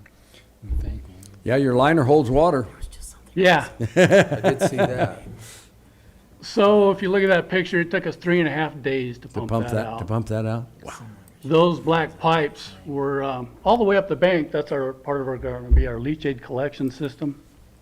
And we had them up and in place, and when the rain hit, they decided to slide down into the water. Have no idea why. Wow. Even the engineer couldn't believe that happened. That's called gravity. And what did you have swimming in the water that night? Oh, we have bears had a ball. Do you think they might did have the played bears with come the down and pipes? Bears had a ball. Sal with her twin cubs had a ball. I don't think it's anything at all for a bear to move those pipes, let alone a couple of them. Yeah, I don't know. That's a pretty large pipe. Well, it appears that it'll hold the leachate. Yeah, it works So- fine. So you can tell whoever ends up reviewing the CQA that it works. Just put your stamp on and charge us $125. There you go. Pictures to prove it. The other thing, we finally got, Larry Don signed that contract. It went back to the state, they reviewed it, it's done. We posted an RFP for the screener yesterday, so it's up on the website. We have an RFP out for the leachate pumping system. I have 2 bids. They're within just a couple $100. That pump outfit for this leachate system is about $10,000. So you can be aware of that. If we could have got away with putting a vertical pipe in, that pipe was about $10,000 too, for the pipe and to weld it together and everything. If we could have went with a vertical pipe like I'd wanted, the cost would have probably been, I don't know, $2,000 for everything. Why wouldn't they allow you to do that, Mel? Because they said, the engineer stated, and I talked to 2 different engineers on this, because of the way the landfills are and the decomposing of the landfill, they shift. And they're worried about plastic or vertical pipes moving and getting sheared off. Yeah. Do we have You're a right. vertical pipe for the leachate We have a collection and vertical so pipe on? that is made out of 18-inch PIP pipe, 80-pound. It's been there since 1996 and it's Sitting still there there. just fine. Just And it works just fine. And I got $650 in a pump in it. But But because of this design, we have these extra costs. The nice thing about this is it's a one-time deal. This is for the next 5 cells. We won't have to do it again. Which is several years. Oh, yeah. I'm gonna be gone. Way gone. Long gone. Like up or down gone? Or? One or the other. One or the other, it's gonna be gone. We are continuing, I talked to the engineer yesterday about it, we are continuing to move forward with the composting pad, but it got delayed because of this time strain. And on the budget, he's got some prices in there for that for next year, which don't seem out of line on that, but we probably won't have it completed till sometime next year. Next year. I would like to get the subgrade done before the snow flies, at least. The critical thing, and it's in this letter and on his bid proposal for next year, we will have an extra $7,000 cost because of the expansion of the landfill for greenhouse gas emissions. We're going from a tier 1 to a tier 2 category. That's a new gift that's put in place by the EPA. You don't get to blame CDPHE for that one. That's So that would be every EPA. year. Well, No. we're gonna do 7,000 this year, and then because of the new landfill expansion, once it's signed off, we'll have to do a tier 2, and what that measures, they'll come in and drill into the old landfill and check for methane. I don't think we'll have an issue with that. We don't produce any methane now, but that's a $55,000 bill. To come in and drill into that to check for meth? Yes. Now, here's the deal. If we don't do this by the 25th of September, I think it is in this letter, even this year's, the state will come in and make you put in a methane collection system anyway, whether you have methane or not. There was an outfit in Steamboat Springs that missed that deadline, and it ended up costing them about $2.2 million. So I suggest we make the deadline. We agree. And They're on it. The engineers are on it. Okay. They're gonna take care of that. But just, it won't affect Mr. Taylor or Larry Don here, but it will you for next year, the $55,000 increase. in the budget. Well, they're doing our budget. These guys are, We're taxpayers. It's going to They- affect us. well, no, and you guys are doing the budget for Yeah. next year. Actually, It's still they- your Budget. responsibility. It doesn't affect you as taxpayers.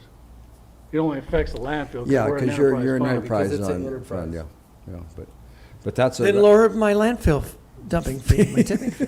Well, if we're you gonna- want me to doesn't- pay for this. Yeah, wait a minute, I think we're gonna have to increase it. He's got a lot to pay for, yeah, this I kid's know. got a lot, I'll tell you, they're making it tough to run a landfill, you know I that? think a lot of it's just absolutely ridiculous. They're but that's making my it tough to opinion. run these landfills, and maybe that's what their ultimate goal is, to try and get you out of business and. Gentlemen, it's gonna get worse because the T-norm regulations are coming down nationally. And now we're gonna have to start monitoring for radiation in leachate.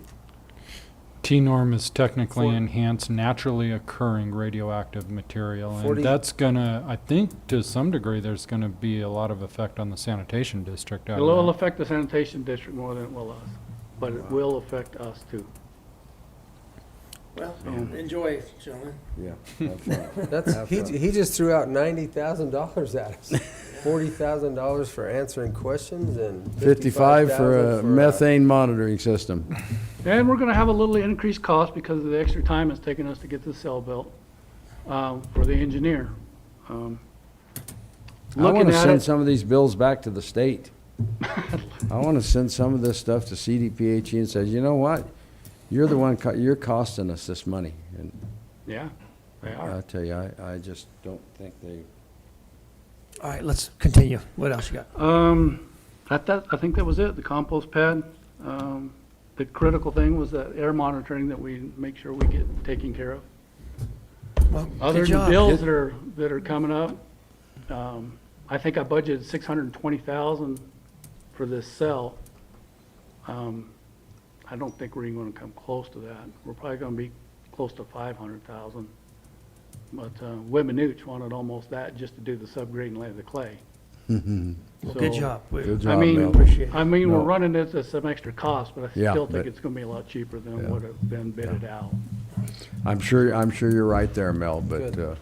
Thank you. No thanks to CDPHE or the state, but thanks to you. Or EPA. Well, and the crew down there. Them guys been And your working long crew. hours. When I say you, I mean your crew Yeah, as well. them guys Don't have get been me working wrong. hard, so. Right. And you got some help out of Rob's crew too. So. Rob's road been department's been a- excellent, yeah. and we will have to get with you. Rob and I are gonna sit down and work out the bill for the prices of the rock and stuff like that. That needs to come out of our budget, take care of his budget. Right. So Okay. we'll get together and get back to you on that. Don't let him gouge you.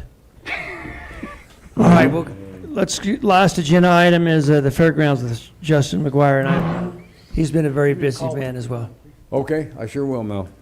Thank you, Mel. You tired? Oh, I'm exhausted. I'll bet. Well, hey. Speaking of help from other crews, we could use it. Good show out there, Justin. That county fair looked like it went off really nice. Yeah, did you guys get a chance to make it out there at all? Yep, Yeah. sure did. Sure did. Well, to Nice start job. off, these numbers don't include the county fair, because I kind of had this all figured out before then. We probably brought in 8,000 to 10,000 people, kind of just estimating for the fair. But our attendance to date, 13,895. Our income to date is 28,473. For the last month, just a quick little review. We had the True Western Roundup Junior Rodeo on July 8th, went good. July 10th was the car races. July 17th and 18th, we also had car races. On July 18th, commodities giveaway went good. The horse show this year for the 4-H, they ran it a week early from the fair, which actually turned out to be a pretty good deal. That was July 18th and 19th. It went really good. And then these next items here were all during the fair. So July 24th, we kicked off with the Little Texas concert. That was a good turnout. July 25th, we did have a team roping scheduled, but of course that's when we got all our rain. It made a muddy mess of the outdoor arena, so they did decide to cancel that. That next morning for the family gymkhana, the kids were out running in mud, but they did do it. July 29th, they had the ATV rodeo and lawnmower race out there. That also went pretty good. July 30th, they did a goat roping on the indoor arena. And July 31st was a branch rodeo, and that had a real good turnout. How'd the goat roping go? The goat roping, I didn't get a chance to really go in there and take a look at it too much. I'd say they probably had about 50 people in there altogether. Okay. They had probably 20 different people roping, you know. Okay. I know a couple years ago, it was like, we must have had 100, 200, and then there was a scheduling conflict last year, so I just wondered. Yeah, and this year they were going to run outside, but with the beef show and other things, we decided to run the beef show outside, you know, try to separate people, and that brings in a lot more people. So we kind of put that one inside this year, and it turned out okay. Then August 1st, which was the last day of the fair, we had the barrel race and the demolition derby. Both of those were actually pretty good. There was a lot of people down at the demo derby. I did get a chance to talk to Eugene yesterday, and he said everything got put back together really well after they got done. So he was happy. Good. Happy with them coming in and doing that. It's about the next month, we got a full schedule coming up again. August 7th and 8th are car races. August 8th is commodities out there. 14th and 15th, we're going to do the gun show, which I see they got their advertisement out here on Main Street. Yeah, the we banner seen up. that today. Also, that same weekend, we're going to do a True Western Roundup rodeo outside. August 21st and 22nd are car races. And then we got an NNRA rodeo that's going to run, and they're actually just going to run the 28th now because they weren't able to get as many people as they thought they might be able to. August 28th to 30th is a 3-day car race. And then we got the 29th, the barrel race. And then, of course, Labor Day weekend, we got the high school rodeo scheduled to come in. Got a couple other little roping or tack sale that might run this month that we're trying to fit in there. But other than that, I mean, we're trying to recuperate from the fair, get everything cleaned up, and get ready for the gun show. So, A lot of good compliments about how well you did out there. Really appreciate it. thank you. Yeah, fair went, I'll tell you what, you guys did a great job, and our CSU, 4-H, the Fair Board, all of them, I think everybody did a really bang-up job on that county fair. I do too. I think they all pulled off a good an deal. excellent Yeah, job. worked and together real well. I think it gave the kids hope and something to see. Yeah, and that auction, the sale on Saturday was really good. I'll tell you what, I think the kids did really well on their sale of their livestock, and I think it was. They did. We were a little worried that they might, come up a little short on that, but I think they did. I think they did everything good, actually yeah. turned out really well. So.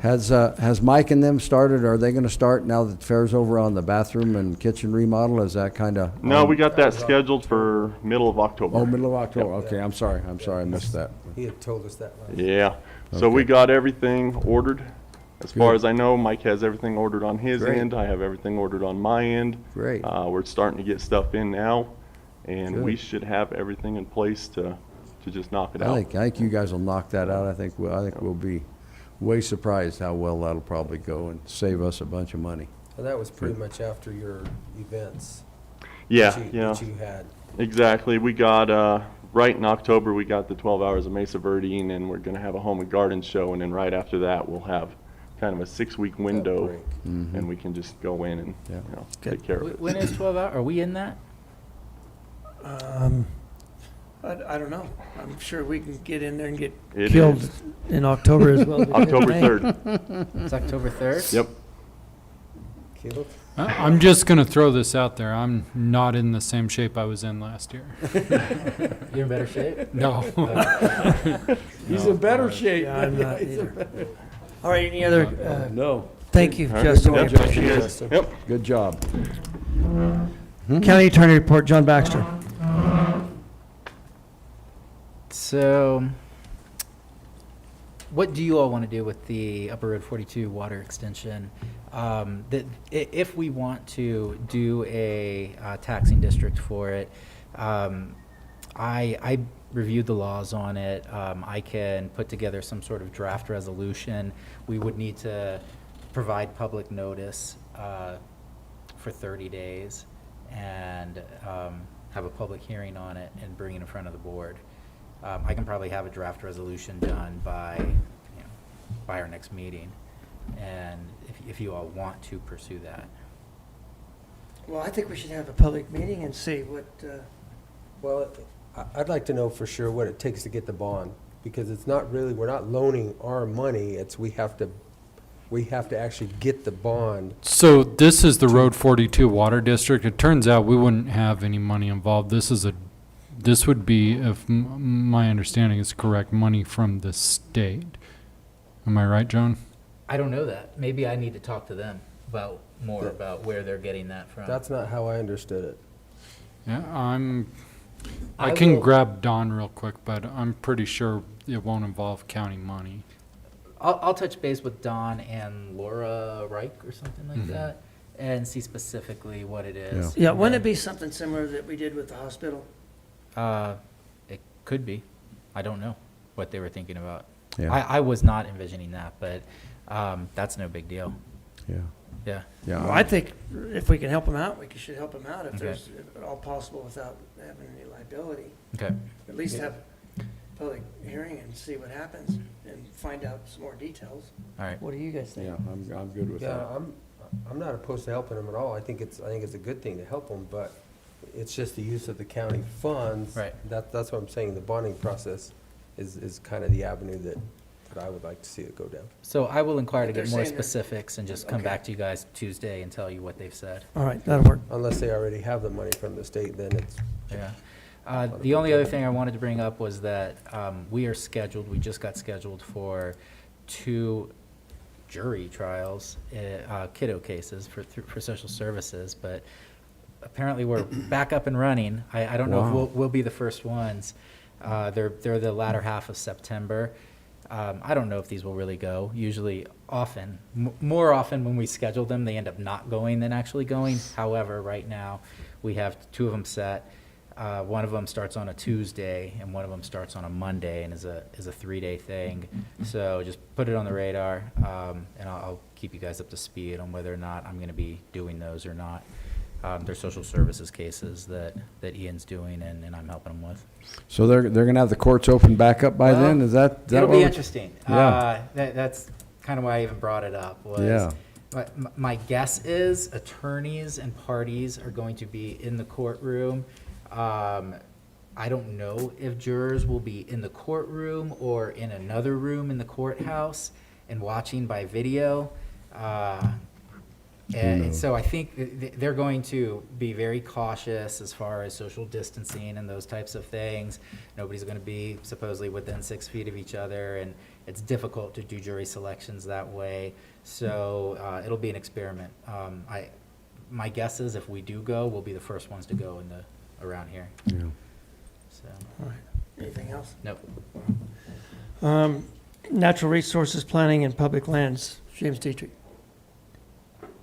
Good morning, James. How are Morning, you? James. Morning. Well, a fairly short report here this morning. Had a couple days off last week, so wasn't around a whole lot. Spent some time not elk hunting, but scouting for elk. Where's the Division of Wildlife? Listen to that. Yeah, anyway, the main thing we had going on last week, we had the meeting with the BLM on the roads. Since that time, I've been going through that spreadsheet of the roads that they've given us, and we're going road by road and looking for any easements or possibilities for access that may currently exist. Been coordinating with GIS on that. Doug's already found a couple of possible easements on that, so we'll just continue to investigate that road by road. And also overlaying that with the investigation we've done on the historic roads. So we'll kind of pair those up and see if there's overlap with that. Good. So that was kind of the primary thing I did last week. Also had a little bit of conversation with the M&M truck stop and some individuals that are interested in working on that. So I think there's definitely some actions swirling around out there on that. Some of it good, some of it maybe not as good as we'd like, but anyway, there's definitely some movement happening. Yeah. So I did get a draft IGA back from CDOT on the Paz de Mesa Verde on the MMOF funds, which would be for the Cortez side. We still have not got clear direction on whether or not we're going to be able to move forward without going through an RFQ process on that, but we did get the IGA pushed through. So if in fact our direction comes back that we're good to go, we'll have that IGA already drafted up and ready for it. If they make us do an RFQ, I've started working on an RFQ for that too, so hopefully we'll be able to get both of them, either direction, we'll run with it. So. Other than that, I think that's that kind of concludes my report for the week. Did we have anything from the commissioners for me this week? No, I was also in that BLM meeting, that coordination meeting, along with Commissioner Tell, and I think it was a very productive. It was a 2-hour meeting, so it wasn't horribly long, but hopefully we did come up with some common grounds of trying to find some access points. Obviously, more work for you all, but. To work with the BLM and to make a common goal for right. what we're trying to do. I think absolutely, but also I wanted that meeting to be certain that the BLM understood that if we are going to go to the effort and work of finding access points through county road manipulation or turning a red road into a green road, whatever that's going to be, there's going to be a trade-off. Mm-hmm. There's going to be a trade-off with the BLM, and they're going to give us something back. Because I'm not, I got my teeth cut on that Sand Canyon deal down there. And to me, if we're going to do something for the BLM's going to do something for us, and it's going to be spelled out very clearly what it is we're going to do for them, and it's going to be real clear what they're going to do for us. Because I'm tired of this one-way street, the BLM coming in here and whining and crying. They don't have any money, and they want more access to the BLM. They want the public to get the BLM, but we don't have any money to do that, and blah, blah, blah, blah, blah. And I've heard that for 7 years, and now they understand clearly that if we're going to go into a deal and we're going to find them an access point and we're going to work on it, we're going to get it for them and do that, they're going to give us something back. There's going to be something coming back to the county. So keep that foremost in whatever we do, James. Okay. That this is a two-way street, and it's a give and take. Okay. And they better be ready to give if they're going to take. And I think that message was pretty clearly stated. I too. hope so. I tried. I think I thought it was pretty clear too. Well, if he did it, I'm I sure. think it was pretty clearly stated, and that's Yeah. what I said. I think at the end of the meeting, it was pretty productive. And I think we've got a way to methodically go through road by road by road. We've got it all charted out now, so hopefully something meaningful will come out at the end of this. I did appreciate from the BLM, the willingness to take a look at some of the roads and the way they're currently being managed, and at least being willing to talk with us about whether or not that is appropriate management direction. I think we already stated there's a couple of those roads. Those that, admin we roads think- that they've taken out of circulation that should be put back, that could very easily be put back in and should be put back in for public access. Certainly, and Maybe. especially those that make loops. Yeah, exactly. No, Well, thank you, James, Okay, and you bet. I hope you were successful on the farmer elk hunting season. Well, I tell you what, I'm not packing anything out of the headwaters of Bear Creek, man. No way.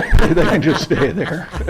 Well, not with that attitude, you won't. Well, no, I need a whole team, I'm too old for that. you need a bunch of Sherpas to help you do that. That's buddy. right. I need more than one son, I think. Well, thank you, James, for the report. We You're welcome. appreciate it. And then we'll go on to the county administrator report again. Well, I was gone last week, so I tried not to screw anything up while I was gone. Hopefully I was successful.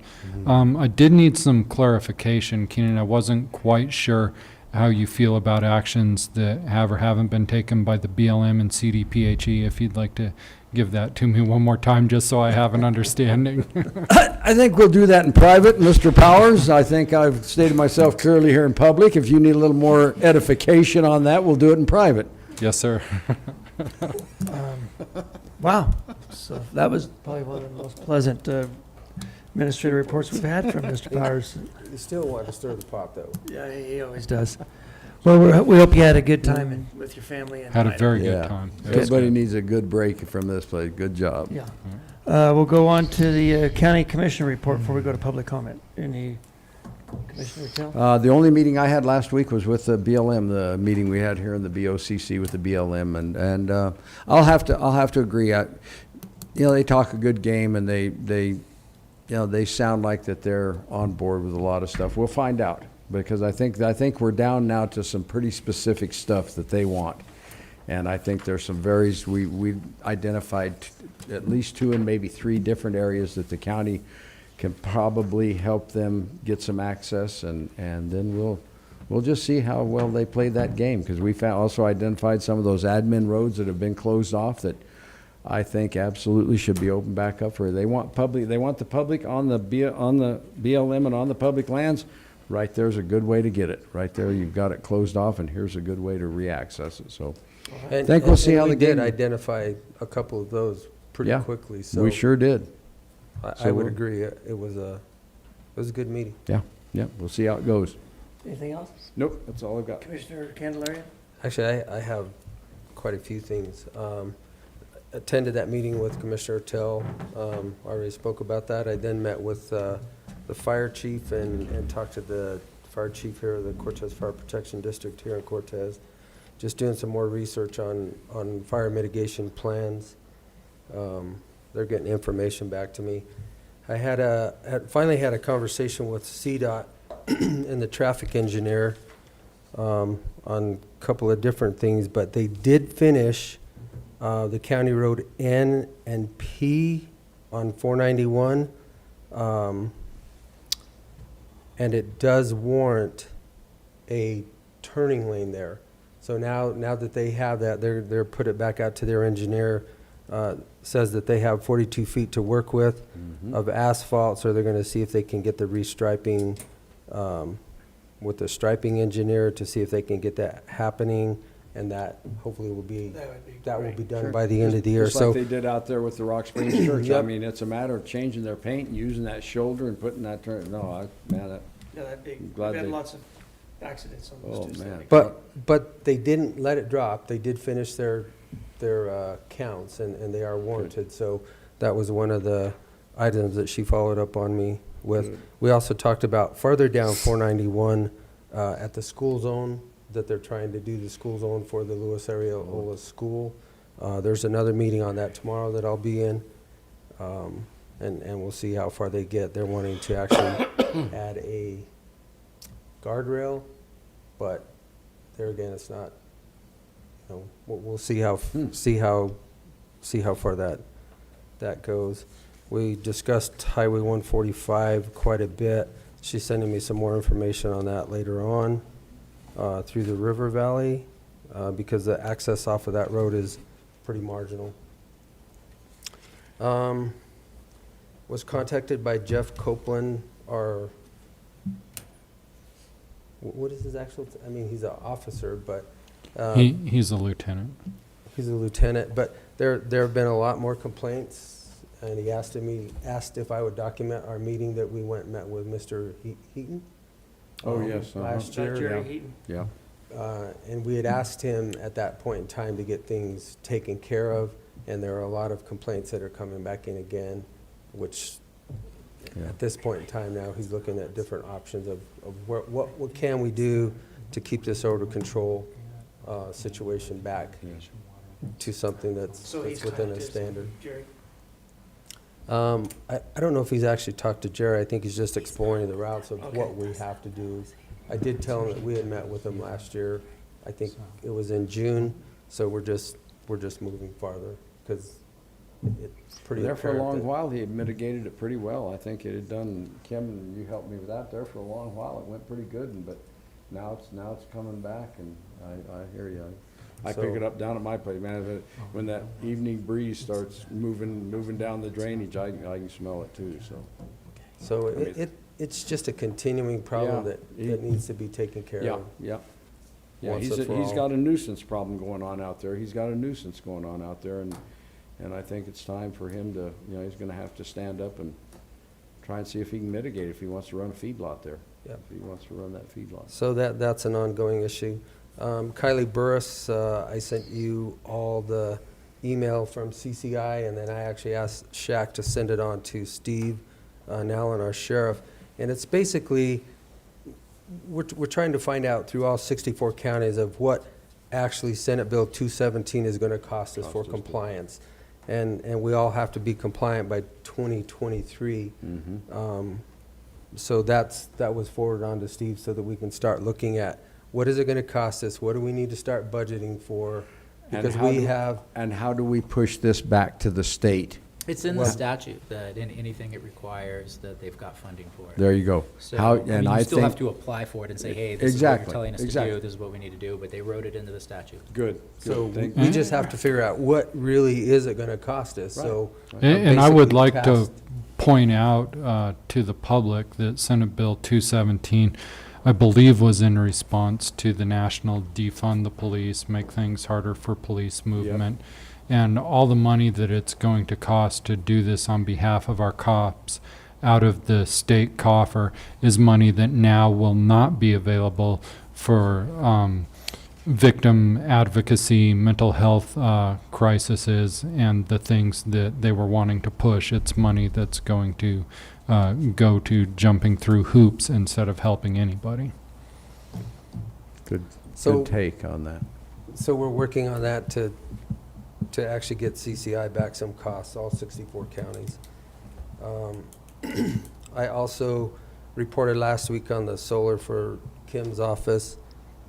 Got with Phaedra, they updated their cost proposal, and I got with John Shaw and Mike Ellis yesterday. They sent us an updated cost. We are $1,960 from our budgeted amount. Had a conversation with Mike Ellis yesterday. He said that they would adjust that budgeted amount. If you look on your screen, the first year would be reduced by that $1,960 so that it all falls within our budgeted amount. Good. And on the bottom, the actual payout is $155 instead of the $157,184. So those are the updated numbers for that.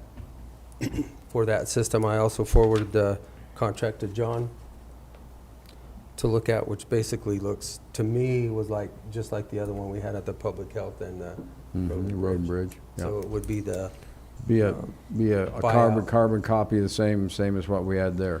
You know, pretty I'm not much. positive it is an exact carbon copy. I think that it was the first version that they gave us. But it's similar. So, yeah. Anyway, it was sent to John for his tweaks and his legal. That's way out of my, That's his bailiwick. yeah, that's not mine. I was just making sure that we could get the cost and update you on that, guys, and see if we want to go ahead and proceed with that. That was a budgeted amount, and if we want to proceed with it, then we can turn it over to Shaq or Mike, and then. Yeah, we've budgeted for it, and Have we got I the see is no the roof reason done not yet? to do When it. will Top Line do the roof? I think Mike said that they wouldn't be done until October with that also. Right, and they're gonna, my understanding is they're gonna do the sheriff's office first and then the Annex 3. But yeah, obviously, we won't put it up until Yeah. after the roof's done. Okay. Unless you want to do it twice. That, I mean, No. that's how government works. No. He realizes that through our conversation that the roof is not completed yet, and it wouldn't Okay. be Yeah. ready until the roof was completed. Gotcha. Good It's enough. just a I'm- matter of- Anything else? I guess Um, we're on board. Yeah, when you get. Yeah, That's the roof I'm on done. board with that. I think this is an excellent program, and I think it's a wise investment for the county that's going to pay off. It's going to pay off for the county In the really, long really run. well. Really Yeah. well. Yeah. So do, Yeah. No, that's we've a already good basically approved this, or do We need have, another we can motion? just, I don't think we need to even do another motion, as long as you all are okay with Shaq signing whatever he needs to sign. Yeah. Yeah. Because everything now, after he reduced his price, is back within the Back budget. within the amount. budget item, Nothing yeah. is elevated. It's back to where we're good to go. And that's it. Sounds good. Okay. I sent Steve, as soon as I got that email about the costs associated with the bill as well, so he got that twice. Other than that, I just, I'll make a comment on, we've received from Kim, I don't know, 30-some emails.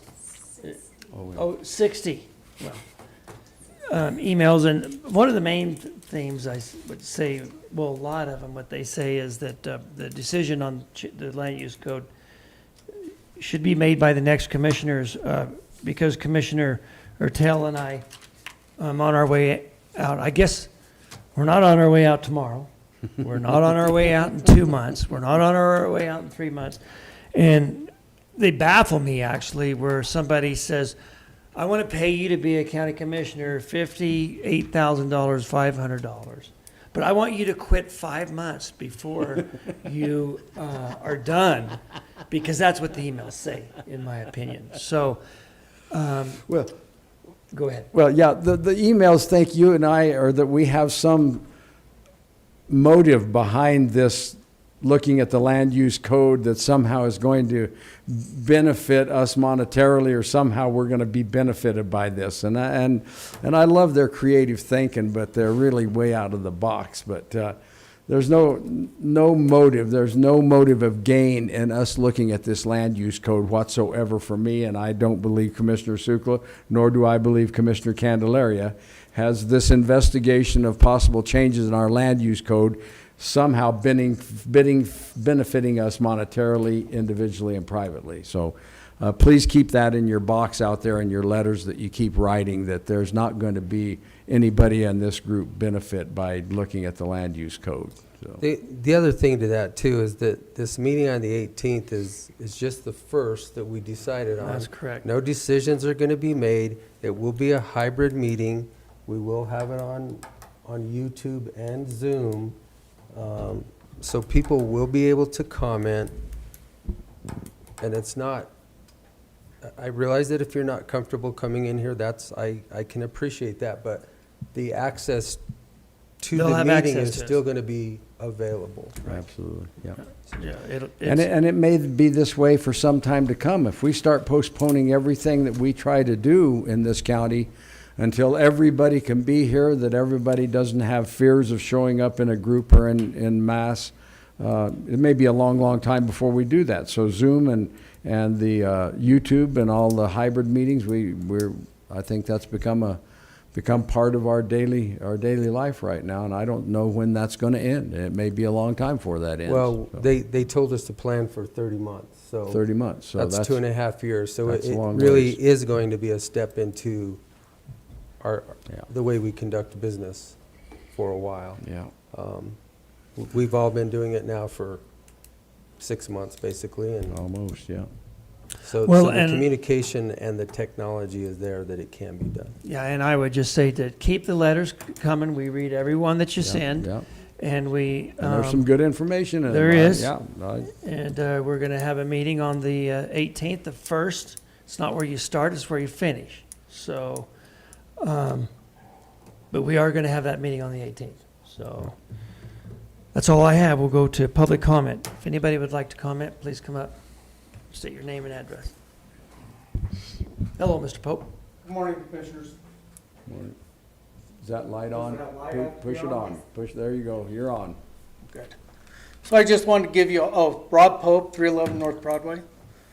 Just wanted to give you a personal update. I have been reading the emails that come in on since Planning and Zoning made the recommendations.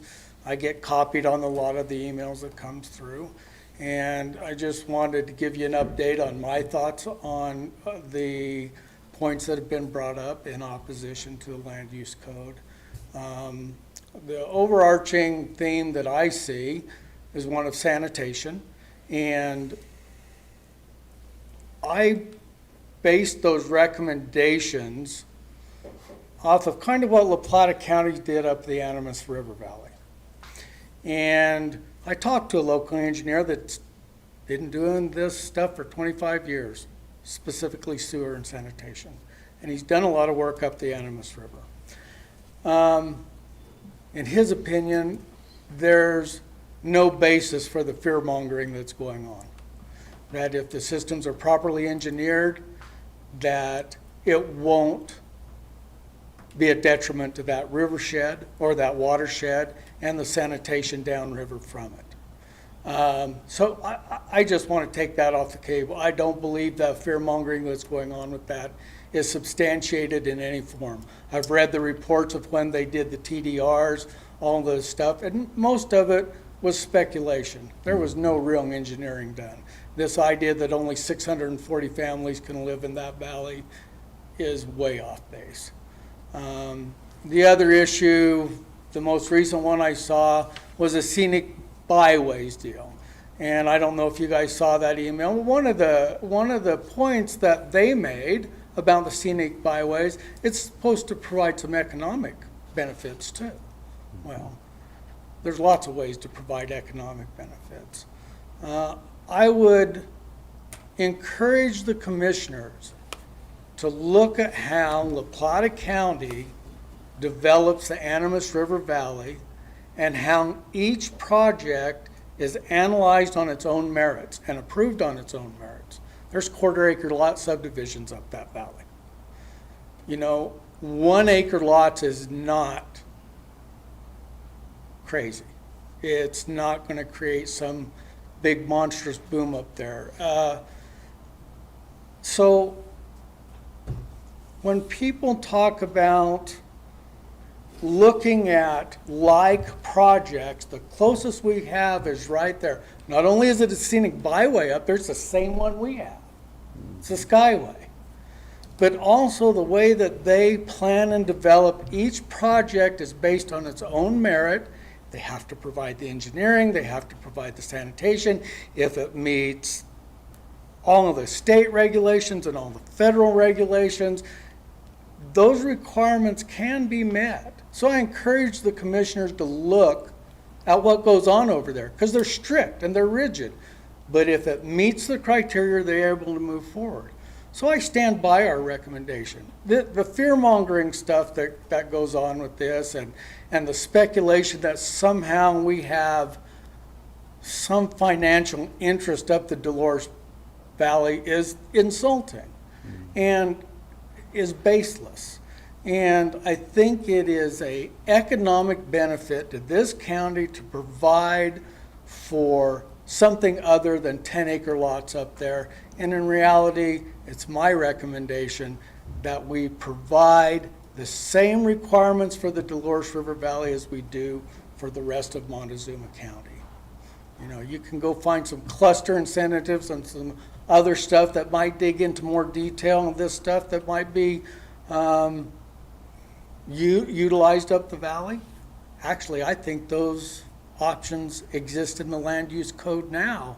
If it's planned and developed and provided and presented to the planning and zoning director, I believe those incentives already exist right now.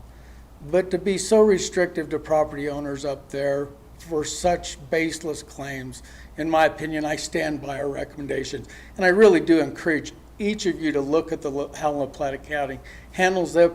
Just pull up the GIS map and look at what's going on up that valley. Thank you, Commissioners. Thank you. Thanks, Rob. Anybody else, public comment, would like to speak? Nothing about how much popcorn you made over the last week? All right, good. Good to see you out there. Okay, seeing none, we'll close public comment and look for a recommendation from commissioners. I move we adjourn. Second? Motion and a second to adjourn. All in favor? Aye. Aye.